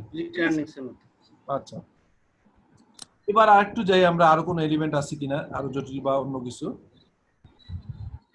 আচ্ছা, তারপরে কি আছে, আচ্ছা এরপর দেখেন ক্যাশ ওয়াজ পেইড অ্যাকুইজিশন ইকুইপমেন্ট। আচ্ছা, ইকুইপমেন্টের একটা কাহিনী এখানে আছে, সেটা কি বলেন তো? সেটা হচ্ছে ইকুইপমেন্ট কিছু আমরা কিনেছিলাম কি দিয়ে, এই যে লং টার্ম নোট দিয়ে কিছি না, এখানে 16, তাহলে এবার ইকুইপমেন্টে চলে যান, ইকুইপমেন্টে বাড়ছে কত দেখেন, বাড়ছে 20,000 স্যার। বাড়ছে 20,000, 20,000 যদি বাড়ে 16 বাড়ছে কি দিয়ে, 16 বাড়ছে হচ্ছে লং টার্ম নোট, আর 4,000 টাকা তাহলে কি হবে, ক্যাশ আউট, ক্যাশ। না স্যার, বিষয়তে ইকুইপমেন্ট ডিসপোজাল আছে তো স্যার। ও ডিসপোজাল আছে, রাইট। এখানে দেখেন আরো একটা প্যাচ রয়ে গেছে যে ইকুইপমেন্ট আবার ডিসপোজাল আছে, তার মানে টিচ আপ করে ফেলতে হবে। এক্স্যাক্টলি, দেখছেন? তাহলে ইকুইপমেন্ট এবার তাহলে আসেন, তাহলে এখানে ছিল 20 থেকে 11 চলে গেলে কত থাকে, 9, ঠিক আছে? এই 20 আছে না, এই 20 থেকে তো 11 চলে গেছে, তাহলে 9 থেকে হচ্ছে 40 বাড়লে কত হয়, 31। 31 এর ভিতর 16 গেছে হচ্ছে লং টার্ম নোট, আর 15 কি তাহলে ক্যাশ স্যার। ক্যাশ, ঠিক আছে? জি স্যার। ক্লিয়ার? জি, 15 ক্যাশ আসছে। 15 ক্যাশ গেছে না, ঠিক আছে, এটা তো নরমাল, বাট এগুলো কিন্তু একটার সাথে একটা সংশ্লিষ্ট। ক্যাশ ফ্লোতে এরকম একবারে না করলে আপনারা পেস লাগিয়ে ফেলবেন। স্যার এখন একটা কোশ্চেন হলো, বলেন স্যার যদি অনুমতি দেন স্যার। স্যার দেখেন, এর আগে স্যার আমাদের যে অঙ্কটা দিলে, আপনি যেটা করালেন স্যার আর কি, কোথায় একই ইয়ারে স্যার, এই যে ইম্পেয়ারমেন্টের যে অঙ্কটা, হ্যাঁ স্যার ইম্পেয়ারমেন্টের অঙ্কটার মধ্যে এই জার্নাল গুলো এখানে হিউজ আপনার কনসেপচুয়াল জিনিস দেওয়া হয়েছে, আবার এই ক্যাশ ফ্লোর মধ্যে হিউজ কনসেপচুয়াল, তাই এত কনসেপচুয়াল অঙ্ক দিয়ে দিয়ে স্যার, এত বড় বড়, আমরা 3 ঘন্টার মধ্যে এগুলো আসলে কিভাবে সম্ভব এগুলো কভার করা?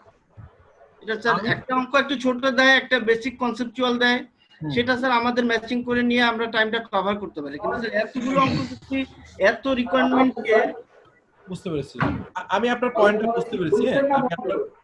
রাইট, আমি আপনার পয়েন্টটা একদমই একমত। যেহেতু এরকম হয়ে থাকে আমাদের স্টুডেন্টরা খারাপ করে, আমাদের স্টুডেন্টরা তো এমন না যে তারা এভারেজে খারাপ। কোশ্চেন হচ্ছে প্রত্যেককে যদি টাইম দেওয়া হতো যে আপনি এটাকে অনেক সময় পাবেন, তাহলে সবাই এটা পারত। আমার কোশ্চেন বুঝেন আপনি, আমি কথাটা বলি বুঝতে পারবেন আপনারা নিশ্চয়ই। হ্যাঁ, কোশ্চেনটা হচ্ছে যদি বলা হতো যে আপনাদের আনলিমিটেড টাইম দেওয়া হচ্ছে, তাহলে আপনারা প্রত্যেকেই এই অঙ্ক পারবেন। সমস্যাটা হয়ে যায় যেহেতু কিছু ইন্টারেস্টিং ক্রস করতে হয়, তো সেই ক্রস করার কারণে আপনার টাইমটা চ্যালেঞ্জ হয়ে যায়। তো এখানে একটা সলিউশন হচ্ছে, ধরেন কোশ্চেন এই প্রফেশনাল ইনস্টিটিউট গুলোর চ্যালেঞ্জটা হচ্ছে যিনি পড়ায়, ধরেন রেগুলার ক্লাস একজন নিয়েছেন আইএফএ আপনাদের, আচ্ছা, তারপরে হচ্ছে আমি আবার স্পেশাল ক্লাস নিচ্ছি, 2 জন গেল। থার্ড হচ্ছে কোশ্চেন করে একজন, খাতা দেখে একজন। এটা আমাদের আইসিএমবি না, এটা সমস্ত প্রফেশনাল ইনস্টিটিউট চ্যালেঞ্জ। এই কারণেই একাডেমিকের সাথে প্রফেশনালের চ্যালেঞ্জটা হচ্ছে, একাডেমিকে যে টিচার ক্লাস টিচার উনি কোশ্চেন করেন, উনি খাতা দেখেন, উনি ক্লাস প্রেজেন্স দেখেন। আমাদের এখানে ডিফারেন্ট। এই কারণে আসলে সিস্টেমকে দোষ দিয়ে লাভ নাই। আমি আপনাদের একটা টিপস দিই, সেটি হচ্ছে 16, আমি আপনাদের জন্য একটা কষ্ট করছি। আমি গত সপ্তাহে একটা ক্লাস আপনাদের নেই নাই, মানে হচ্ছে যে শুক্রবার একটা ক্লাস ছিল, ওটা ড্রপ করছি, কিন্তু তার বদলে আপনাদেরকে, আপনি দেখবেন যে আমি অনেক আগে একবার থিওরি তৈরি করে দিয়েছিলাম। আগের যারা পাস করছে ওই পরীক্ষায় প্রায় 100-র উপর পাস করছিল, একটা থিওরি নোট দিয়েছিলাম। আমি আবারও নতুন যে কোশ্চেনগুলো আসছে থিওরি, এইগুলো আমি কম্পাইল করে দিচ্ছি। আমার রিকোয়েস্ট হচ্ছে আপনারা 16 বা 17, 18, 19, 20, এই 17, 18, 19, 20 এই 4 বছরের সমস্ত কোশ্চেনগুলো সলিউশন আগে দেখবেন না, আপনারা পরীক্ষা দেওয়া শুরু করুন, বাসায় পাঠ করে দেন। আজকে ক্যাশ ফ্লো করছেন, আজকে আপনার প্ল্যান্ট প্রপার্টি এন্ড ইকুইপমেন্ট করেছেন, এই দুটোই পরীক্ষা দেন। পরীক্ষা দেয়া ছাড়া এটার কোনো কনসেপচুয়ালি ক্লিয়ার করা কঠিন, বিকজ আপনি ল জানেন, আইএস জানেন, আইএফআরএস জানেন, বাট অঙ্কের কিছু বেসিক টেকনিক থাকে, কিছু ট্রিক্স থাকে, কিছু কিছু জিনিস থাকে যেটি আসলে সরাসরি নলেজের সাথে যায় না, এটা একটা প্র্যাকটিস। এখানে হচ্ছে যে নলেজ হচ্ছে উইজডম লেভেলে নলেজ আপনার যেমনি দরকার, তেমনি প্র্যাকটিক্যাল অ্যাপ্লিকেশন দরকার। সেই প্র্যাকটিক্যাল অ্যাপ্লিকেশন প্র্যাকটিস ছাড়া সম্ভব না। আমি আপনাদেরকে বলবো যে এই সাবজেক্ট আমি কনফিডেন্টলি বলতে পারি, যারা আপনারা অ্যাটলিস্ট আমার সাথে ক্লাস করছেন এবার প্রত্যেকেই পাস করবেন, শুধু আপনারা বাসায় 5 থেকে 7টা পরীক্ষা দিবেন। এবং আমার রিকোয়েস্ট হচ্ছে যে আজকে বা কালকে, আজকে রাতে বা কালকে রাতে, কালকে হতে পারে বৃহস্পতিবার, যেহেতু শুক্রবার আমার ক্লাস আছে, কালকে রাতে আপনারা কাইন্ডলি, এইটা তো করলাম হচ্ছে জুন 18, আপনারা হচ্ছে জুন 18, ডিসেম্বর 18 একটা বা 19 জুনের একটা কোশ্চেন কাইন্ডলি ক্যাশ ফ্লো আর একটা অ্যাসেটের অঙ্ক করবেন। করলে পরে আপনার এই প্রবলেমগুলো, এটা যতই আপনি বলেন না কেন, কারণ আপনার আমার হাতে না, তো আমি তো জানি না কে কোশ্চেন করেছে, আমি তো জানি না যে কে খাতা দেখবে। সো যেহেতু এটা আমি জানি না, সো আমার তো সেই বিষয়ে আমার মাথা ঘামায় লাভ নেই, যেটা আমার হাতের কন্ট্রোলে নেই। আমার কি কন্ট্রোল আছে সেটা হচ্ছে যে আমি প্র্যাকটিস করা। এবং আমি আপনাদের অ্যাসিওর করি যে এবার পাস করা যতটা ইজি হবে সামনে, মানে স্পেশালি আপনাদের যে 2টো পরীক্ষা বা 3টা পরীক্ষা যেটাই বলেন না কেন, এই 2-3 পরীক্ষায় যতটা ইজি হবে আইএফএ পাস করায়, আবার হয়তো আপনারা পরবর্তীকালে আপনারা মাস্ট হচ্ছে কনভার্ট করতে হবে ইনটু নিউ সিলেবাস, তখন এরকম নাও হতে পারে। সো আমার রিকোয়েস্ট হচ্ছে যে আপনারা একটু খাটেন, খেটে এই পরীক্ষায় পাস করে ফেলেন। এই আমি যেভাবে অঙ্ক দেখাচ্ছি এইভাবে একটু নিজেরা এক একটা অঙ্ক নিজেরা করবেন এবং কোনোভাবেই সলিউশনে হাত দিবেন। আমি কিন্তু আগে আপনাদেরকে ব্রেন স্টর্মিং করাচ্ছি, পরে যেহেতু আমি এখন এই অঙ্কটা আগে দেখিনি, র্যান্ডম বের করলাম, যে কারণে কিন্তু আমি সলিউশনের সাথে নিজেকে ক্রস করছি, চেক করছি যে আমরা কনসেপচুয়ালি যে চেষ্টা করছি ঠিক আছে কিনা। আপনারা চেক করবেন পরীক্ষা দেওয়ার পরে, পরীক্ষা দিবেন বৃহস্পতিবার রাতে, শুক্রবার বিকালে আপনার সলিউশনের সাথে মিলায় তার পরীক্ষা দিবেন। হ্যাঁ, সো আমার একটা রিকোয়েস্ট, অথবা আপনারা যদি ওই ছবি তুলে হোয়াটসঅ্যাপে পাঠিয়ে দিতে পারেন, পরীক্ষা দেওয়া ছাড়া এটা সলিউশন নাই। এনিওয়ে, আপনি যেটা বলছেন ইজ লজিক্যাল, যে একটা কোশ্চেনের ভিতর যদি একাধিক কনসেপচুয়াল কোশ্চেন থাকে এবং সেইখানে যদি আপনাকে এগুলো দেখতে হয়, তাহলে স্বাভাবিকভাবে একটু চ্যালেঞ্জিং হয়। বাট সেই চ্যালেঞ্জিং এর সুবিধা হচ্ছে যে সবাই তো চ্যালেঞ্জে পড়বে, কিন্তু এই পরীক্ষাগুলো সামনে তো প্রচুর পাস করবে, সেটা আপনি নয় কেন? কারণ সবার জন্য তো একই প্ল্যাটফর্ম, কঠিন কোশ্চেন হলে সবার কঠিন, সহজ হলে সবার সহজ। বাট এখান থেকে তো নেক্সট পরীক্ষায় আপনি ধরে নেন যে 50 জন পাস করবে, সেই 50 জনের ভিতরে আপনি থাকবেন কিনা সেটা issue.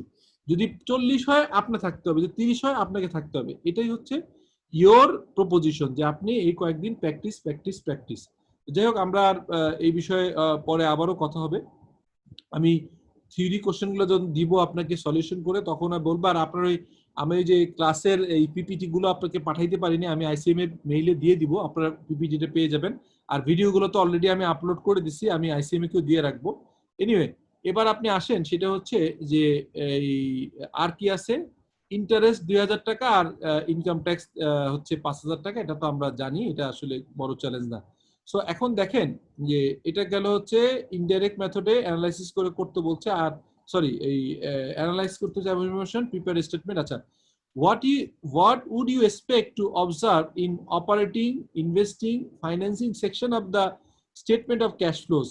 A severely financially troubled firm, a recently formed firm with experiencing rapid growth. আচ্ছা দেখেন, আপনি যে এই 14 যে ব্যাপার, এই 6 কিন্তু 14 থেকে কোনোই ভাবেই লেস ইম্পর্টেন্ট না। আমি আপনাদেরকে বলি, এই 14 মার্ক যারা ভালো করতে পারবেন তারা কিন্তু অবভিয়াসলি টিচারের চোখে একটু বেটার জায়গায় থাকবেন। আমি আপনাকে অ্যাসিওর করতে পারি, অঙ্ক সবাই কম বেশি করতে পারবে, কিন্তু এই অ্যান্সারটা ইম্পর্টেন্ট। এখন আমি আপনাদেরকে জিজ্ঞেস করি, যেটা কি বুঝলেন, যে what would you expect to observe in the operating, financing and operating, investing and financing section of a statement of cash flow? Severely financing trouble firm এ কি হবে, আর recently formed firm that is experience rapid growth। কি কি আপনাকে এই কোশ্চেনটা বলা হলো, কে answer করবেন? আমাকে একটু একজন অ্যান্সার দেন।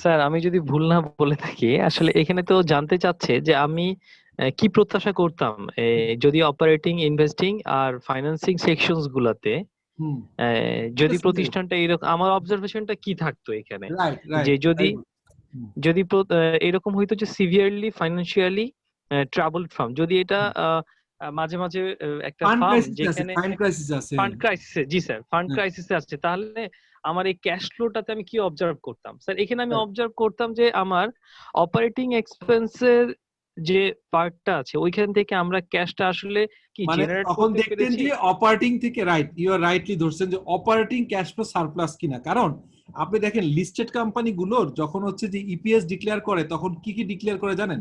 বা যখন লিস্টিং এ যায় তখন বলে হচ্ছে NAV per share, EPS per share, net operating cash flow per share. হ্যাঁ, তো ultimately you are absolutely right, আমাকে আসলে দেখতে হইতো যে তার অপারেশন থেকে ক্যাশ সারপ্লাস করে কিনা।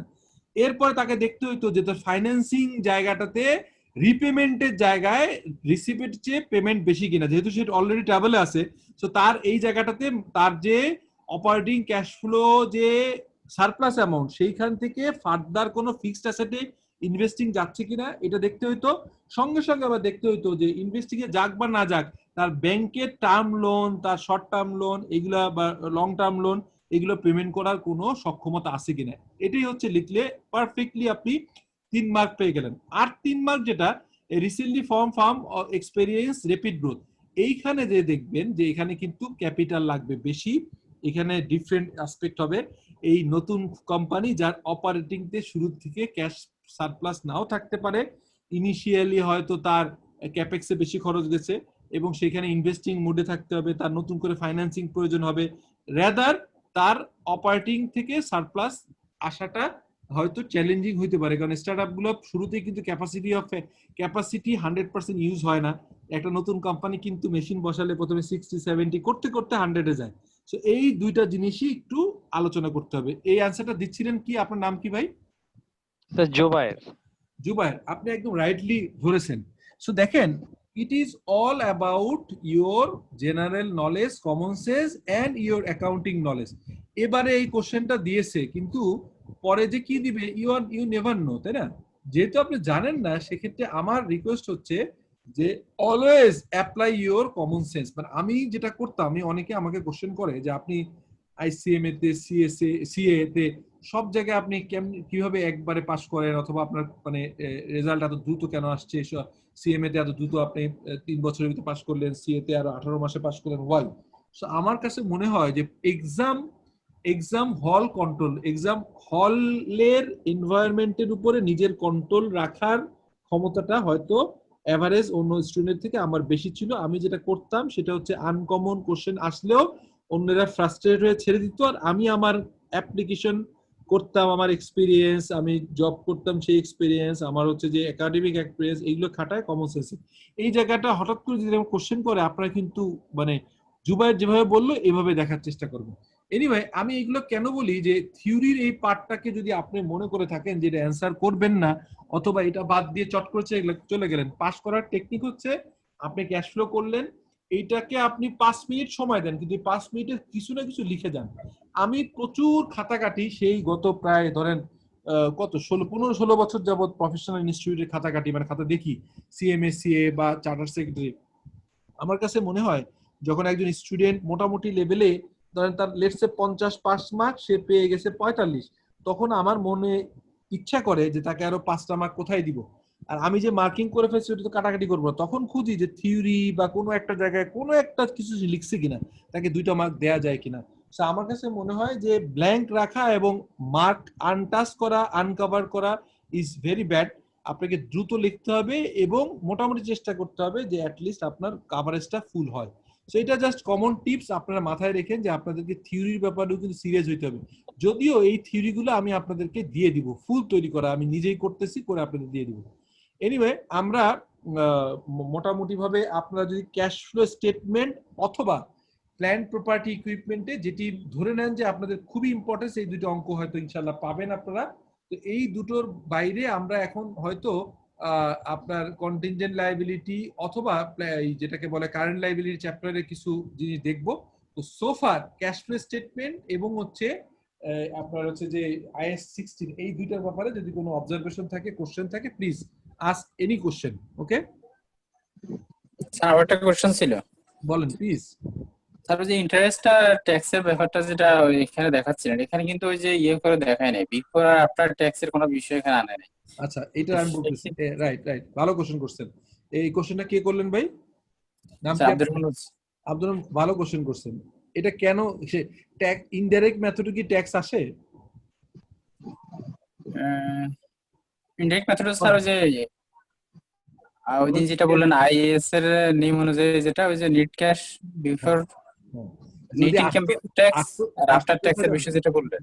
রাইট রাইট রাইট, একদম। এখন এখানে তো ওই যে ডিসক্লোজারে দেখাইছে এটা স্যার, এখন এটা কি আমি বলতেছি বিষয়টা, হ্যাঁ ইউ আর রাইট, আমি হয়তো এটা আনটাচ করেই, সরি, আমার কভার করা দরকার ছিল।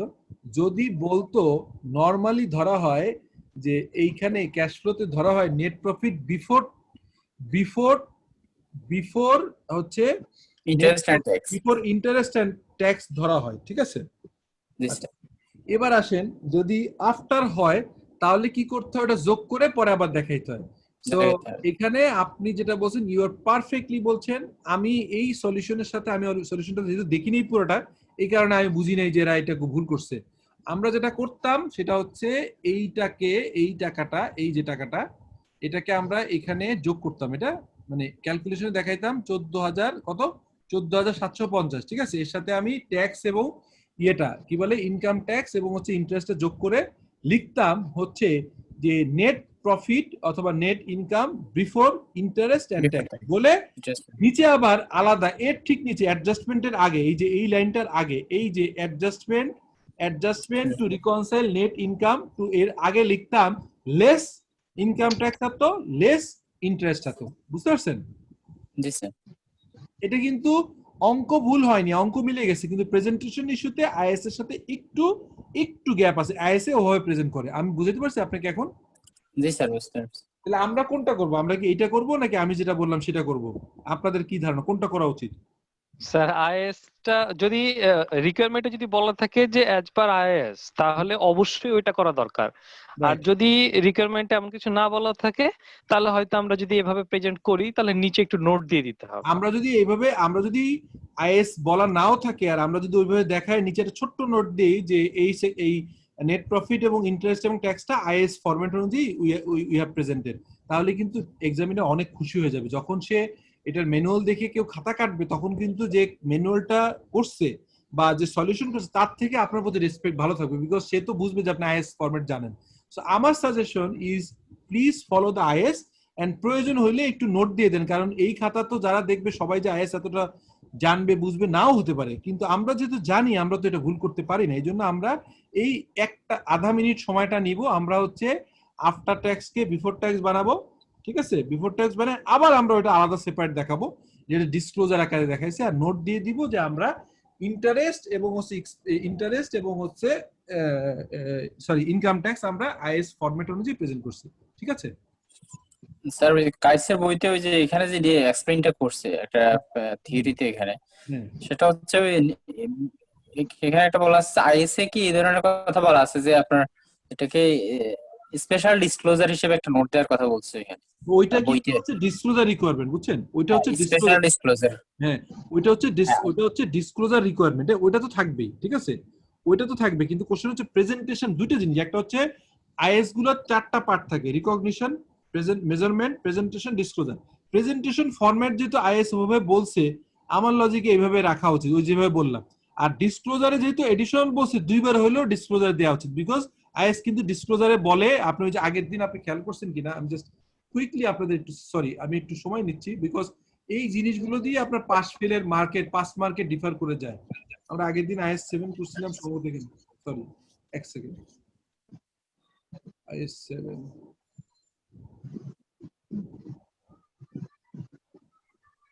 i7 এ আমরা কি i7 আসছি? আমরা আমার স্ক্রিন দেখা যায় না, আপনারা দেখতে পারেন না? নো স্যার, এখন পাওয়া না যাচ্ছে স্যার, না। দেখা যাচ্ছে না। ওকে সরি, আমি তবে শেয়ারে যাচ্ছি।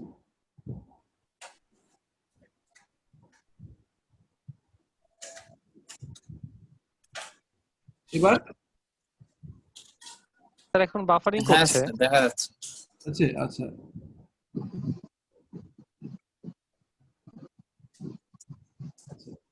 জি স্যার এসেছে IS 7। দেখেন আপনি একদম শেষে চলে যান, ওইটা কি করছে তারা, ওইটা ঠিক করছে, ওটা কিন্তু কারেক্টলি করছে, এটা কিন্তু ভুল করেন, ওই যে আলাদা ডিসক্লোজার, এই দেখেন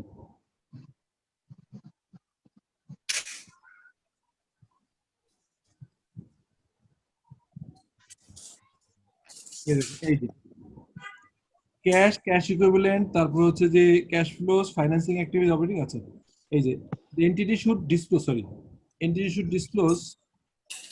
disclose acha together with the commentary by the management or any other information likely to be comments income as a restriction on the use of asset part of cash equivalent, the amount undertaken facilities which is available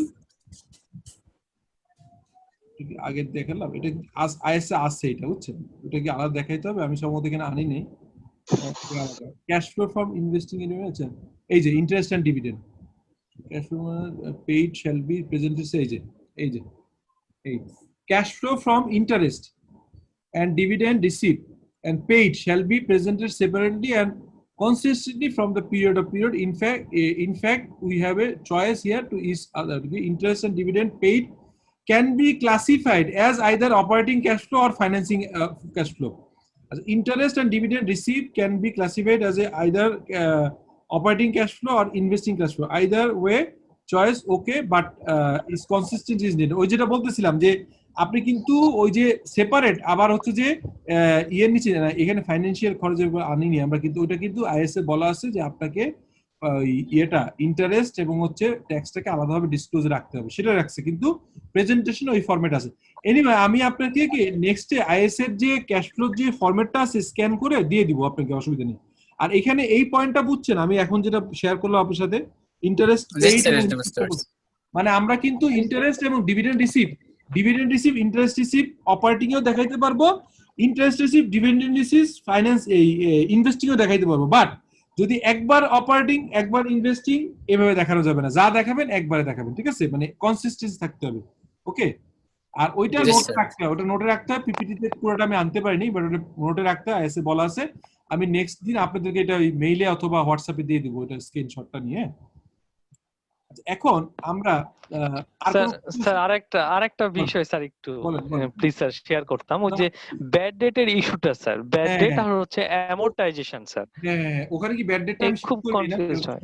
ও আচ্ছা আচ্ছা এখানে একটা interesting আছে, ভালো বলছো, sorry আমি আরেকটা জিনিস মিস করছি, এটা আমার ভুল হয়েছে, সেটা হচ্ছে উনি একটা চমৎকার কথা বলছে, দেখেন ব্যাড ডেট যখন হয় তখন আমরা কি এন্ট্রি দেই বলেন তো? ব্যাড ডেট টু অ্যালাউন্স, এটা হচ্ছে অ্যালাউন্স মেথডে আপনাকে একটা মাথায় রাখতে হবে, আমরা কিন্তু অ্যালাউন্স মেথডই করব, ডাইরেক্ট মেথডটা আসলে অ্যাভয়েড করব না, তাহলে আমরা অ্যাভয়েড, ওটা বাদ, তাহলে ইনডাইরেক্টটা বাদ, সরি ওই যে ডাইরেক্ট মেথডটা, তাহলে অ্যালাউন্স মেথড, তাহলে অ্যালাউন্স মেথড হলে যখন bad date debit allowance for bad debt credit, তখন কি ক্যাশ ফ্লোতে কোনো ইমপ্যাক্ট আছে? নো স্যার কোনো ইমপ্যাক্ট নেই। কোনটা ইমপ্যাক্ট পড়ে বলেন তো? যখন রিটার্ন অফ করে, তাই না? জি স্যার, যখন রাইট অফ করি তখন আমাদের রিসিভেবলটাকে যেহেতু আমরা বাদ দিয়ে, যেহেতু রিসিভেবলে ইমপ্যাক্ট ফেলে, তো এখন যে কোশ্চেন করছে উনি বলার চেষ্টা করছে যে ব্যাড ডেট অ্যালাউন্সের প্রভিশন করতে বলে এখানে কোনো কিছু দেখাই না, রিটার্ন অফ করতে করলে কেন দেখাই, রিটার্ন অফ করতে এই জন্যই দেখাই, এই অঙ্কটাই দেখেন, এই অঙ্কটা কিন্তু আছে, এই প্রবলেমটা আমি সামা ওভারলোড করে গেছি, থ্যাংক ইউ। মানে আসলে কি আপনারা কোশ্চেন করবেন, কোশ্চেন করলে জিনিসটা জানা যায়, আদারওয়াইজ তো আসলে এখানে আসছেন স্পেশাল ক্লাস করতে, যত কোশ্চেন করবেন আমার মনে ক্লিয়ার হবে। এবার দেখেন এখানে অ্যাকাউন্ট রিসিভেবল কত ছিল? 10,000 ছিল গত বছরে, এই বছরে হয়েছে 12,250। তাহলে বোঝা গেল কি, নতুন করে হচ্ছে যে increase in current asset account receivable increase করলে নেগেটিভ হওয়ার কথা না? কত হওয়ার কথা নরমালি যদি এইটা না থাকতো, যদি এইটা না থাকতো, এটা না থাকলে কি হতো বলেন তো? এটা না থাকলে কি হতো? আমরা সিম্পল দেখাইতাম কত 2250টা নেগেটিভ বিয়োগ হইতো না? হ্যাঁ 2250 ইনক্রিজ ইন অ্যাকাউন্ট রিসিভেবল, তাই তো? জি স্যার। কিন্তু এখানে একটা কাহিনী ঘটছে, সেটা হচ্ছে যে আমার এখানে এই অ্যালাউন্স কমার বুদ্ধি কি হইতে পারে, কমতে পারে কিভাবে বলেন তো? আমার রাইট অফ করে দেওয়ার জন্য স্যার অ্যালাউন্স কমাচ্ছে। রাইট অফের এনডিটা কি কাইন্ডলি বলবেন? অ্যালাউন্স ডেবিট আর অ্যাকাউন্টস রিসিভেবল ক্রেডিট। এক্স্যাক্টলি, তাহলে কত টাকা কমছে? স্যার এখানে কমছে 1500 টাকা। 1500 টাকা। তাহলে এখান থেকে তাহলে এই অ্যাকাউন্ট রিসিভেবল থেকে কত 1500 কমে যাবে? জি স্যার, এর কথা তাহলে কত হবে? 8500। 8000, জি স্যার 8500। তাহলে এই গ্যাপটা যে আমি দেখছিলাম হচ্ছে কত? দেখছিলাম হচ্ছে 2250। এখন হয়ে যাবে কত? 2250 প্লাস 1500, তার মানে কত হয়? 3750। 3750। জি এটা স্যার। কি আপনার একমত না কোনো দ্বিমত আছে কারোর? জি স্যার। না স্যার, একমত স্যার। আমরা একটু চেক করি একটু, ওখানে সলিউশন তো আমাদের হাতে আছে।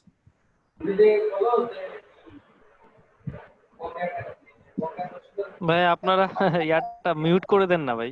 জি, আচ্ছা, আমি মাঝে মাঝে সবাই মিউট করে দিই, বুঝছেন? আচ্ছা ঠিক আছে, যে কথা বলবেন আনমিউট করে বলেন। তাহলে এটা ঠিক আছে। আপনার এখানে কিন্তু এই দেখেন, এই যে 37,500, তার মানে উই আর রাইট ট্র্যাকে। এবার এইটা দেখার পরে যিনি কোশ্চেন করছিলেন এবার বুঝছেন কিনা, নাকি আরো কোশ্চেন আছে বলেন? এখানে কিন্তু আমাদের লজিকের সাথে এটা মিলেছে। জি স্যার, এই পর্যন্ত ঠিক আছে। তবে স্যার ওই যে আমি স্যার খুব বেশি কনফিউজড হয়ে যাই যে ডিরেক্ট মেথডে আসে না আসে, হ্যাঁ, এইরকম একটা স্যার কথা। স্যার আমি যদি একটু লজিকটা জানতে পারি স্যার, এটা আমার জন্য খুব ভালো হবে স্যার। আমি বলি সেটা হচ্ছে ভাই, নরমালি আপনার একটা ক্লিয়ার করি, যেহেতু কোশ্চেন করছেন অলওয়েজ ক্লিয়ার হওয়ার চেষ্টা করবেন। কোশ্চেন কখনো পেটে রেখে অথবা যদি আনসলভ রেখে চলে যান তাহলে তো এই ক্লাসে ঢুকে লাভ নেই। যত কোশ্চেন সলভ করবেন। প্রথম কথা হচ্ছে দেখেন সিম্পল, যে আমি নরমালি কোনো ক্যাশ ফ্লো যখন করবেন তখন আপনি যদি কেউ ডাইরেক্ট মেথডে কারো বুকস অফ অ্যাকাউন্টস থাকে, তার ক্যাশ ফ্লো স্টেটমেন্ট না করার কথাই বেশি, কারণ সে তাহলে অ্যাক্রুয়াল বেসিসে নাই। আর অ্যাক্রুয়াল বেসিসে না থেকে যদি কেউ ক্যাশ বেসিসে থাকে অথবা যদি মনে করেন ওই ধরনের কিছু থাকে, তাহলে তো নরমালি আমরা ধরে নিব তর্কের খাতিরে যে আমরা যত অঙ্ক পাচ্ছি যারা ক্যাশ ফ্লো স্টেটমেন্ট করে তারা অ্যাক্রুয়াল বেসিসে করার কথা, আনলেস আদারওয়াইজ কোথাও বলে যে ডেপ্রিসিয়েশনটা আপনার ডাইরেক্ট মেথডে করা হয় এবং অ্যালাউন্স মেথড না, ডাইরেক্টলি হচ্ছে আপনার অ্যালাউন্স করাই, মানে তখন এনটিআই হচ্ছে ব্যাড ডেপ্ট expense debit account receivable credit. সেইটা হলে তখন কিন্তু ডিফারেন্ট হতো। তখন কি ডিফারেন্ট হতো? যখনই আপনি বলতো যে অ্যালাউন্স ক্রিয়েট করেন তখনই কিন্তু অ্যাকাউন্ট রিসিভেবল কমে যেত। আমরা এখানে অ্যাকাউন্ট রিসিভেবল কমিয়েছি কখন? যখন হচ্ছে রিটেন অফ করা হয়েছে। রিটেন অফ হয়েছে কিভাবে বুঝছি? রিটেন অফ হওয়ার একটাই মাত্র বোঝার উপায় আছে, যদি বলে দিত তাহলে বুঝতাম, না বলার পরেও বুঝছি, বিকজ এখানে অ্যালাউন্স কমে গেছে। কিন্তু এবার বলেন যদি এখানে আরেকটা লাইন অ্যাড করা থাকতো, আমি একটু কমপ্লিকেট করে দিই আপনাদের, এখানে বলতে হইতো যে বছর শেষে নতুন করে অ্যালাউন্স ক্রিয়েট করা হয়েছে আরো 500 টাকা, তাহলে এবার বলেন কি হইতো? এবার কেউ একজন বলেন। স্যার আরো নতুন করে মানে এখানে একটা নতুন, আমি এই যে এখানে আছে না, আমি লিখতে পারবো কিনা জানি না, এখানে লিখে দিলাম। ধরেন আমি এখানে আপনার এডিশনাল ইনফরমেশন আছে না, এখানে আপনি কি একটা এরপরে আমি একটা এন্টার দিয়ে পারবো, হ্যাঁ এন্টার দিয়ে লিখে দিলাম কি, ধরেন আমি লেটস সে আমি লিখে দিলাম, জাস্ট আপনাদের বলতেছি ইউ নিড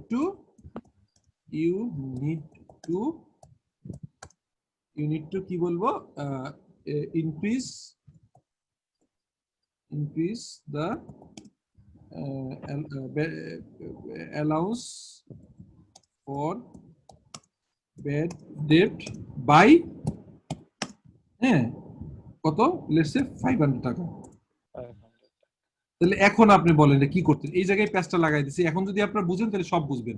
বলেন, এটা আমি নতুন করে অ্যাড করলাম।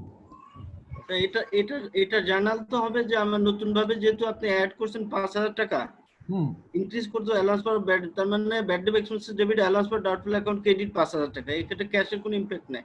না সেটা ঠিক আছে, আমি আপনার রাইট, বাট এইটু কাহিনী কিন্তু আছে, এত সহজ না। আপনি যেটা বলছেন ইজ রাইট, একদম পারফেক্টলি রাইট, বাট অঙ্কের এই ক্যাশ ফ্লোতে এসে কিছু গন্ডগোল হবে, সেটা আমি জানতে চাচ্ছি। রাইট হবে স্যার, তাহলে জি স্যার 5,000 টাকা হবে, তাহলে হয়তো না আমি বলি তাহলে আমি বলি না তাহলে। জি স্যার বলেন স্যার। সেটা হচ্ছে তাহলে আমার, হ্যাঁ স্যার প্লিজ স্যার। কি হবে? অ্যাকাউন্টিং এন্ট্রি হবে, আমি দেখাই, এরপরে দেখাই, সরি এই যেহেতু জায়গা আছে, আমি লিখতাম হচ্ছে allowance for BD, allowance for লিখতাম হচ্ছে ব্যাড ডেট হচ্ছে কত লিখতাম, অ্যালাউন্স ফর ব্যাড ডেট হচ্ছে লিখতাম হচ্ছে কত, ডেবিট ডিআর কত 500 না, সরি স্যার আমরা ব্যাড ডেট এক্সপেন্স লিখতাম স্যার 500, আর সরি হ্যাঁ ব্যাড ডেট এক্সপেন্স, সরি ওটা তো অ্যালাউন্স তো পরে করতাম, রাইট, জি স্যার ক্রেডিট করতাম ব্যাড ডেট এক্সপেন্স দেখি আপনারা কি করেন, আপনারা তো দেখ ভালো হয়েছে। ইএক্সপি আমি ভুল করলে ভুল করা যাবে না। এটা হচ্ছে ডেবিট হচ্ছে 500, ক্রেডিট করতাম কি allowance for bad debt credit. আচ্ছা allowance for bad debt credit, তাই না? তাহলে আমরা লিখতাম allowance for BD bad debt হচ্ছে ক্রেডিট হইতে কত 500। তাহলে এইখানে একজন বলছেন যে কোনো ক্যাশ ফ্লোতে কোনো ইমপ্যাক্ট নাই, তাহলে কি ক্যাশ ফ্লো আমাদের স্টেটমেন্টে কোনো ইমপ্যাক্ট নাই, এখানে কোনো অঙ্কে কোনো ইমপ্যাক্ট পড়তো না? ইমপ্যাক্ট আছে স্যার। আছে স্যার, পড়তো স্যার, কারণ এবার আমার বলুন। অ্যালাউন্স এখানে 3000 না হয়ে তখন 3500 থাকতো। না না না 3500 ধরেন 3000 এ আছে, তখন 3000 আছে, তখন আপনি কি হিসাব করতেন বলেন তো? তখন হিসাব করতেন হচ্ছে, কি জানেন? তখন হচ্ছে এই যে 3000 করা আছে না, আপনি খেয়াল জি করছেন? স্যার, আমি তাহলে জি স্যার। এখানে 3000 থেকে কমাইছিলাম কত 1500 না? জি স্যার, তখন আমি কত করতাম বলেন তো, এবার বলেন তো কত করতাম? আমি কমাইতাম হচ্ছে এখানে স্যার তখন 3000 হবে স্যার, 2000। হ্যাঁ? তখন কত 2000 করতাম স্যার। 2000 করতেন? জি স্যার। হ্যাঁ 1000। 1000 করতাম, 1000। 1000, জি স্যার 1000, কারণ আমার তো অ্যালাউন্স তো বেড়ে স্যার 3500 হইতো, তখন 4500 থেকে 3.5 বাদ দিলে 1000 থাকতো। 1000, এই 1000 আমার ওপেনিং থেকে বাদ দিয়ে, তার মানে ওখানে আমার নেট ইনক্রিজ হচ্ছে আমার 3250।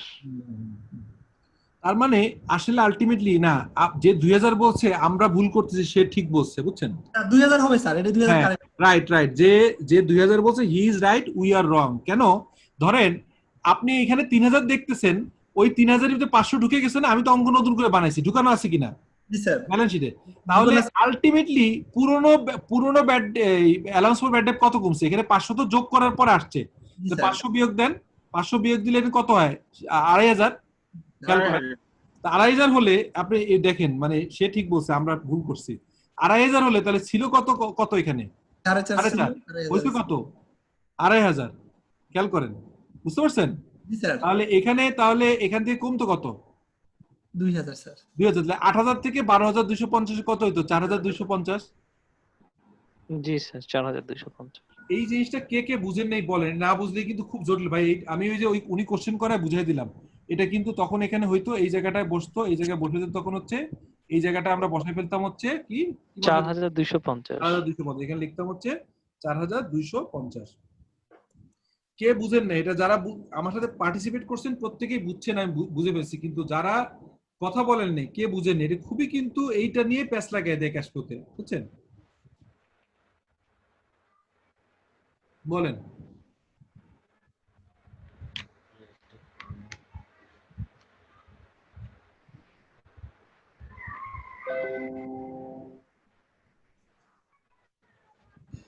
স্যার আমার এই অঙ্কে ওই ইনভেস্টমেন্ট অ্যাভেলেবল ফর সেল নিয়ে একটু কনফিউশন স্যার।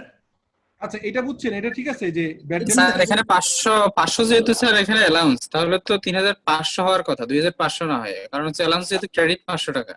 না মানে বাড়বে তো না, আমি দেখেন আমি বুঝাই এখানে আমি অ্যাকাউন্টিং এন্ট্রিটা দেয়, এই যে অ্যালাউন্সে এই ব্যাড ডেট অ্যালাউন্স কি নেচার কি ক্রেডিট না debit? Credit sir. Allowance credit sir. তাহলে এই যে এই 3000, আমি তো এখানে তো ব্যালেন্স শিটে কিন্তু 3000 চেঞ্জ করি নাই, হ্যাঁ চেঞ্জ করি নাই। তাহলে যেহেতু চেঞ্জ করি নাই, তো সেখানে স্বাভাবিকভাবে এই হচ্ছে কি হয়েছে, আমি এখানে 500 টাকা তাহলে ঢুকানো আছে, তো 500 টাকা যদি ঢুকায়, এই বছর ঢুকছে, এই বছর নতুন হয়েছে, কিন্তু গত বছর থেকে কমছে কত? গত বছর 2000, কত বছর থেকে 2000 কমছে? হ্যাঁ আবার নতুন করে 500 অ্যাড হয়েছে, বুঝতে পারছেন? ও আচ্ছা, মানে স্যার যদি 500 হতো তাহলে 4250 হতো, বুঝতে পারছি। মানে হচ্ছে কি, গত বছর থেকে কমে গেছে হচ্ছে 2000 করে 2500 হয়েছে, কিন্তু নতুন করে আবার ক্রিয়েট হয়েছে হচ্ছে 500, তার মানে 3000 আছে। তাহলে ওই 2000 এখানে ইম্পর্টেন্ট, বুঝতে পারছেন এবার? জি স্যার বুঝতে পারছি। এইটা কিন্তু আর একটু চিন্তা করেন, আপনারা দেখেন এরকম অঙ্ক পাবেন, না পাইলে আমি খুঁজে বের করবো, এরকম অঙ্ক আছে যে প্যাচ লাগায় দেয়, এখানে থাকে আবার নিচেও থাকে, ঠিক আছে? আচ্ছা এবার এটা গেল। আর ইনভেস্টমেন্ট নিয়ে কে বোঝেন নাই বলেন তো, কে যেন বলছেন ইনভেস্টমেন্ট? আমি বললাম স্যার ওই যে অ্যাভেলেবল ফর সেল, এটা কি শর্ট টার্ম ইনভেস্টমেন্ট না আমার স্যার? কোনটা sir available for sell, investment available for sell 5 number requirement sir, 5 number adjustment. Investment available for sale, adjustment 5 নাম্বারটা sir, investment available for sell যেটা, এটা হচ্ছে এটা আমার শর্ট টার্ম ইনভেস্টমেন্ট না স্যার? শর্ট টার্ম ইনভেস্টমেন্ট, কিন্তু question হচ্ছে এইখানে কিন্তু এখানে দেয়া আছে কিন্তু হচ্ছে যে আপনার এই এখানে দেখেন ইনভেস্টমেন্ট বলা আছে, কিছু টার্ম হ্যাঁ, উল্লেখ হ্যাঁ, নেই স্যার, হ্যাঁ। যেটা अवेलेबल এই বলা জন্য যেহেতু বলা নাই একটু কনফিউজিং, আপনি ইউ আর রাইট যে এটাকে এই নিচের কথায় বোঝা যাচ্ছে, নিজের কথায় বোঝা যাচ্ছে যে Short এটা term। আসলে অপারেটিং এর টাকাটা মানে অপারেটিং ক্যাশ ফ্লোর টাকাটা আছে দেখে করছে, কিন্তু আলটিমেটলি ইনভেস্টমেন্ট বলতে কিন্তু যে কোনো ইনভেস্টিং কিন্তু ইনভেস্টিং অ্যাক্টিভিটিজ এর পার্ট। সো অ্যাকাউন্ট রিসিভেবল যেরকম ভাবে আপনি নিচ্ছেন এটাকে ওইভাবে নেওয়া যাবে না। আপনার ফর্মুলা অনুযায়ী আপনি এটা করতে পারতেন যে এটা ডিক্রিজ হয়েছে মানে হচ্ছে কারেন্ট অ্যাসেট ডিক্রিজ, অতএব অ্যাড করে দিবেন, ওটা হবে না কারণ ইনভেস্টমেন্ট হচ্ছে ইনভেস্টিং স্যার এখানে কিন্তু বলে দিছি এটা নন ট্রেডিং বলে দিছি। হ্যাঁ হ্যাঁ বলেছে না, কোথায় বলছে এটা? এই যে একদম আমাদের যে ইয়ে দেওয়া আছে রেওয়া মিলে যেটা দেওয়া আছে ওখানে বলা আছে non cash non trading equity investment non trading বলা আছে উপরে। ফাইন ফাইন ফাইন, তাহলে তো আরো সুন্দর হয়েছে। কোথায় এটা স্যার? আবার হ্যাঁ এই যে ইকুইটি ইনভেস্টমেন্ট নন ট্রেডিং আপনি ইয়াতে দেখেন ইনভেন্টরি পরে ইনভেন্টরি পরে ব্যালেন্স শিটে বলা আছে। ব্যালেন্স শিটে আবার ইয়াতে অ্যাডজাস্টমেন্টও বলে দিয়েছে নন ট্রেডিং তো নোট ইকুইটি ইনভেস্টমেন্ট। হ্যাঁ যেটা নোটের ক্ষেত্রে বলা, নোটের ক্ষেত্রে। ও দেখলাম, নোট ফেভারের কথা বলছি। এটা নোট পেয়েবল স্যার, এটা না তো স্যার? আচ্ছা অসুবিধা নেই, ওটাও কিন্তু ওটা ছাড়াও কিন্তু আমি একটু আপনাদেরকে এখানে একটু হেল্প করি, সেটা হচ্ছে ইনভেস্টমেন্ট কে ধরে নেওয়া হয় এটা আসলে অপারেটিং অ্যাক্টিভিটিজ আমরা আনবো না। ইনভেস্টমেন্ট সেটা শর্ট টার্ম হোক অথবা লং টার্ম হোক, এটা আমরা ইনভেস্টিং অ্যাক্টিভিটিজ নিব, এটা আমরা থাম্ব রুলে থাকি তাহলেই ভালো হবে, এটা ঠিক আছে। এখন ওই জায়গায় কনফিউশন করছে হচ্ছে নিচের ভাষাটা শর্ট টার্ম বলে উনি কনফিউজ, শর্ট টার্ম হোক আর লং টার্ম হোক it is a activities of investing not operating, ঠিক আছে? এটা ক্লিয়ার? এটা অলওয়েজ ইনভেস্টমেন্ট আনবো না স্যার, শর্ট টার্ম হোক আর শর্ট টার্ম আনবো না sir. Short term long term যাই হোক না কেন সব নেবেন ইনভেস্টিং ওকে অ্যাক্টিভিটিজ। স্যার, ঠিক আছে তাহলে স্যার। ওকে ঠিক আছে, আমরা মনে কর ঠিক আছে। এবার জি স্যার। আর কোনো কোশ্চেন? স্যার একটা কোশ্চেন ছিল স্যার। জি স্যার এখানে এই যে ওয়ার্কিংস গুলো আমরা দেখতেছি, এই এখানকার বেশিরভাগ ওয়ার্কিংস গুলো শর্টলি দেওয়া আছে। আমি যদি স্যার এখানে যে আমার যে অ্যাসেটের যে চেঞ্জেস গুলো, যেরকম এখন আমরা যেটা করলাম ইনভেস্টমেন্ট এবং ইকুইপমেন্ট স্যার, এগুলো তো আমার অ্যাডজাস্টমেন্টে বেশ কয়েকটা অ্যাডজাস্টমেন্ট আছে স্যার। এগুলো যদি ইভেন এই জায়গা ভুল করতেছেন নাই, আপনার এখানে ভুল আছে, আপনার খেয়াল করছেন? আমি এখন দেখলাম, আপনি বলায় দেখলাম, দেখেন তো এটা ভুল আছে কিভাবে বুঝবেন বলতো? এই জায়গায় ভুল আছে কেউ বলতে পারবেন? সলিউশনে ভুল আছে।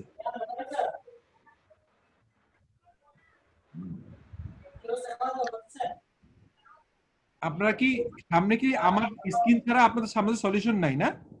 না স্যার।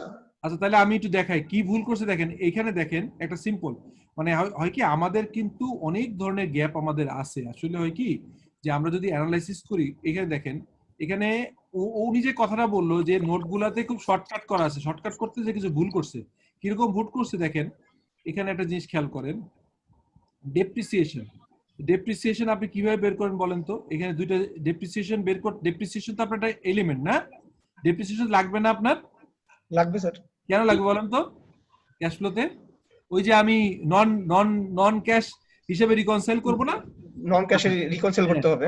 আচ্ছা তাহলে দেখেন এখানে ইকুইপমেন্টের এখানে কি প্যাস আছে বলেন তো? ইকুইপমেন্টের কি প্যাস আছে সিম্পল বলেন তো? ইকুইপমেন্টের হচ্ছে ওপেনিং এর ইকুইপমেন্টের একুরেট ডেপ্রিসিয়েশন কত? 4500 আর ক্লোজিং কত? 2000। এখন যদি এই জিনিসটা না থাকতো, এই জিনিসটা এই যে এটা না থাকলে সিম্পল হইতো, কি করতেন বলেন তো? নতুন কি হইতো? তাহলে বোঝা যেত যে আপনার কি হইছে নরমালি, মানে নরমালি কি হওয়া দরকার ছিল? নরমালি তো বাড়ার কথা ছিল, তাই না? বাড়ার কথা ছিল যে ডিসপোজাল করছে। হ্যাঁ এখন দেখেন তো মিলে কিনা, কিভাবে মিলবে দেখেন। এখানে ডিসপোজ করার সময় অ্যাকুমুলেটেড ডেপ্রিসিয়েশন কত ছিল বলেন তো? এখানে সরি একটু উপরে,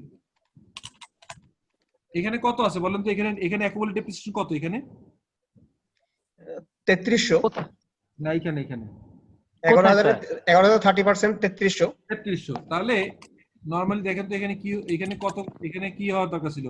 এই 4003 থেকে বাদ দেন হচ্ছে 3300, কত হয়? 4500 থেকে 3300 বাদ দিলে কত হয়? 1200 তাহলে 1200 হলে তাহলে নতুন করে ডেপ্রিসিয়েশন কত চার্জ হয়েছে? 800 যোগ হয়েছে। 800। এবার জানতো এখানে ওরা যে করছে এটা বোঝা যায় কিনা দেখেন তো? এখানে বোঝা যায় কিছু?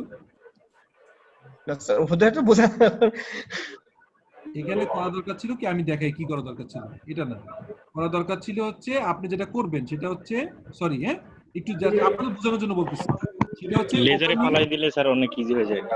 টি ফরম্যাট করে ফেললে টি ফরম্যাট, আর অথবা লিখবেন ওপেনিং অ্যাকুমুলেটেড অ্যাপ্লিকেশন, তাই না? কত ছিল ওইখানে? 4500। হ্যাঁ? আচ্ছা, এরপরে হচ্ছে ডিসপোজালে কি হয়েছে? ডিসপোজালে ডিসপোজালে 3300 টাকা আমার ডেবিট করে ভ্যানিশ করে দেয়া হয়েছে। তার মানে হচ্ছে এখানে আপনি বিয়োগ দিতেন কত? 3300। এইভাবে করা দরকার ছিল, বুঝছেন? মানে এখানে একটু মানে হয় কি করছে, বাট আমার কাছে মনে হয়েছে যে এটা এইভাবে দেখাইলে ভালো হতো। যে নোটের কথা বললো উনি একজন, তাহলে কত এখানে থাকার কথা ছিল? বিয়োগ 800। এবার আপনি 1200 দেন, হ্যাঁ এখানে 1200 থাকবে স্যার। হ্যাঁ রাইট।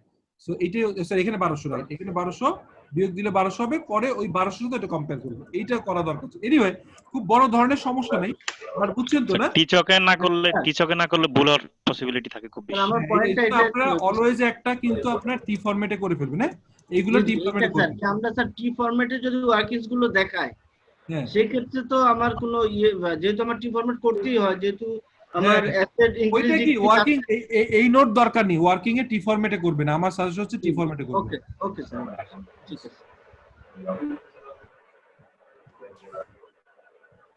ওকে, তো ঠিক আছে আপনারা, আমার মনে হয় যে আর কোনো কিছু থাকলে আমরা পরে যাই, পরে যাব, শেষ করবো এটা এখন আপাতত। জি স্যার, শেষ করেন। আচ্ছা, তাহলে আমাদের কোশ্চেন হচ্ছে যে আজকে আসলে ওয়ার্কিং ডে ছিল তো খুব টায়ার্ডও লাগতেছে। শনিবারে আমরা যদি শুক্রবারে স্যার একটা কোশ্চেন ছিল।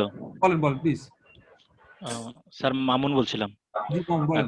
হ্যাঁ স্যার, হচ্ছে তো অনেকবার পরীক্ষা দিলাম, এবারও পরীক্ষা অনেক ভালো হয়েছে, হোপ যে পাশ করব আশা ছিল, কিন্তু যাই হোক হয়নি। তো স্যার আসলে যেমন এবারের যে কোশ্চেনটা হয়েছে, মানে কোশ্চেনের টেনটা আসলে এক একবার এক এক রকম হয় আর কি, তো আসলে ক্লিয়ার বুঝতে পারি না।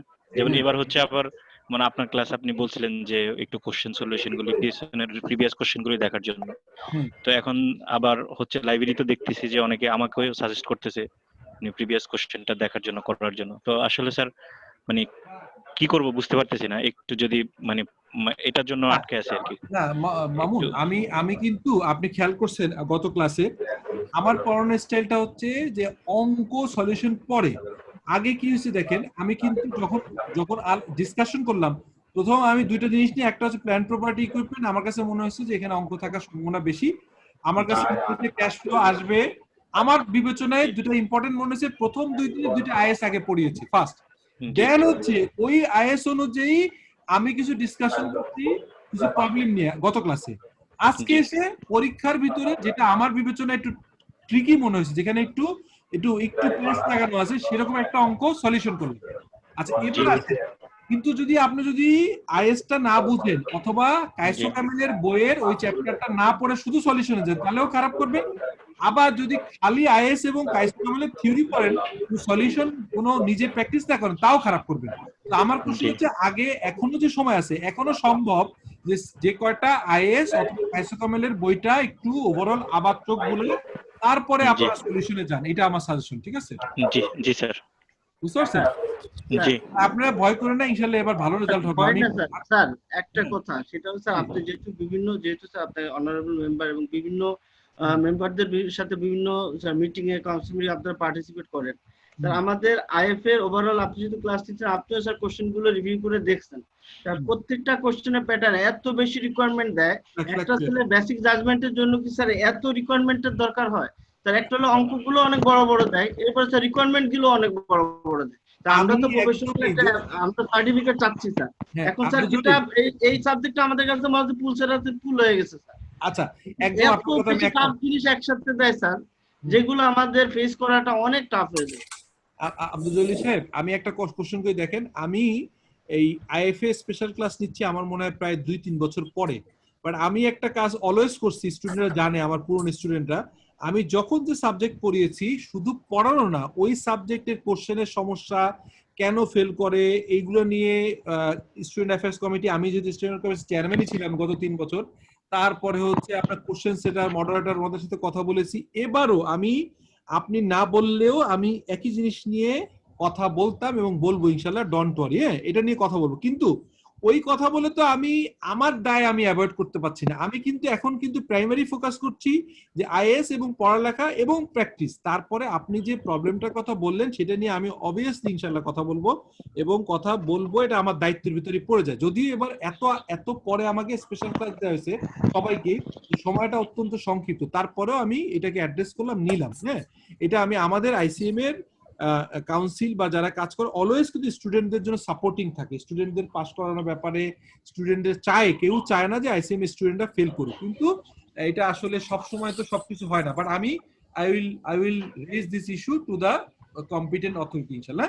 থ্যাংক ইউ স্যার একটা জিনিস থাকে কি, যেমন ধরেন একটা কোশ্চেনে অনেক রিকোয়ারমেন্টস থাকে এবং এটা করতে অনেক সময় লাগে, যেমন ওটার মার্কস দিল 8, আবার আরেকটা ম্যাথ থাকে একদম ছোট কিন্তু ওটার মার্কস থাকে অনেক বেশি। মানে কোশ্চেনের যে কনসিস্টেন্সি, সেখানে মার্কসটাকে কিভাবে কনসিডার করবে সেটা অনেক সময় ম্যাক্সিমামই করা হয় না। হ্যাঁ, তারপরে অনেক রিকোয়ারমেন্টস দেওয়া হয়। যেমন স্যার যদি আমরা এভাবে বলি যে পুরনো নতুন সিলেবাসে F1 যেটা, ওখানে হচ্ছে স্যার দেখা যায় যে ওদের যে ক্যাশ ফ্লো থাকে, একটা জানেন শুধু ডাইরেক্ট মেথড আসলো, ওখানে দিয়ে দেয় 20 মার্কস, সাথে একটা থিওরি। আমাদের ডাইরেক্ট ইনডাইরেক্ট সাথে আবার থিওরি, আবার অন্য রিকোয়ারমেন্টস থাকে, আমাদেরকে দেয় 20। তো আসলে যে টাইমিং এর বিষয়টা থাকে 3 ঘন্টা, তাদের জন্য যেমন আমাদের জন্য তেমন। তো শুধু আমাদেরকে এইভাবে কনসিডার করা হয়। এবং স্যার মার্কিং এর ক্ষেত্রে পার্শিয়াল মার্কসটা আসলে স্যার দেওয়া হয় কিনা, যেমন স্যার ধরেন আমি গতবার যে ক্যাশ ফ্লো করলাম, আমার শুধু ডিভিডেন্ডের পার্টে একটা ভুল হয়েছে। আমার কাছে মনে হয় যদি আমি ওখানে পার্শিয়াল মার্কস পাই তাহলে আমি মানে 100% পাস করার কথা আর কি, কিন্তু মনে হচ্ছে যে পার্শিয়াল মার্কস দেয় না। এই বিষয়ে কি স্যার মানে প্রথম হচ্ছে যে এটা বোধহয় আমি জানি না আপনার কেসে কি হয়েছে, কিন্তু আমি নিজে বললাম না, অনেক দিন ধরে খাতা দেখার সুযোগ হয়েছে, কোশ্চেন করা ছিল বিভিন্ন সাবজেক্টের, এই সাবজেক্টে না। তো সেখানে দেখেছি যে আমরা কিন্তু পার্শিয়াল মার্ক দেই, এবং আপনি যদি ডিভিডেন্ডের একটা ইস্যুতে ভুল করেন আপনার ফাইন্যান্সিং অ্যাক্টিভিটিসে, তাহলে আপনি যদি অন্য সব ঠিক করেন 70% মার্ক আপনাকে দিতে হবেই, এটি ইনস্ট্রাকশন আছে। সো এটার ব্যত্যয় হতে পারে, আমি যে বলবো না যে একদম হয় নাই, বাট এই বিষয়টা নিয়ে আমি কথা বলবো। আমি ডোন্ট ওয়ারি, এগুলো নিয়ে কথা বলবো। লেটস সে দেখেন না, মানে আপনারা আপনাদের কষ্ট করতে থাকেন, কাজটা করেন, আর আমার পরের স্টাইলটা তো খেয়াল করছেন আমি কি বলতে চাচ্ছি, যদি বুঝেন তাহলে আপনার সলিউশন পাবেন।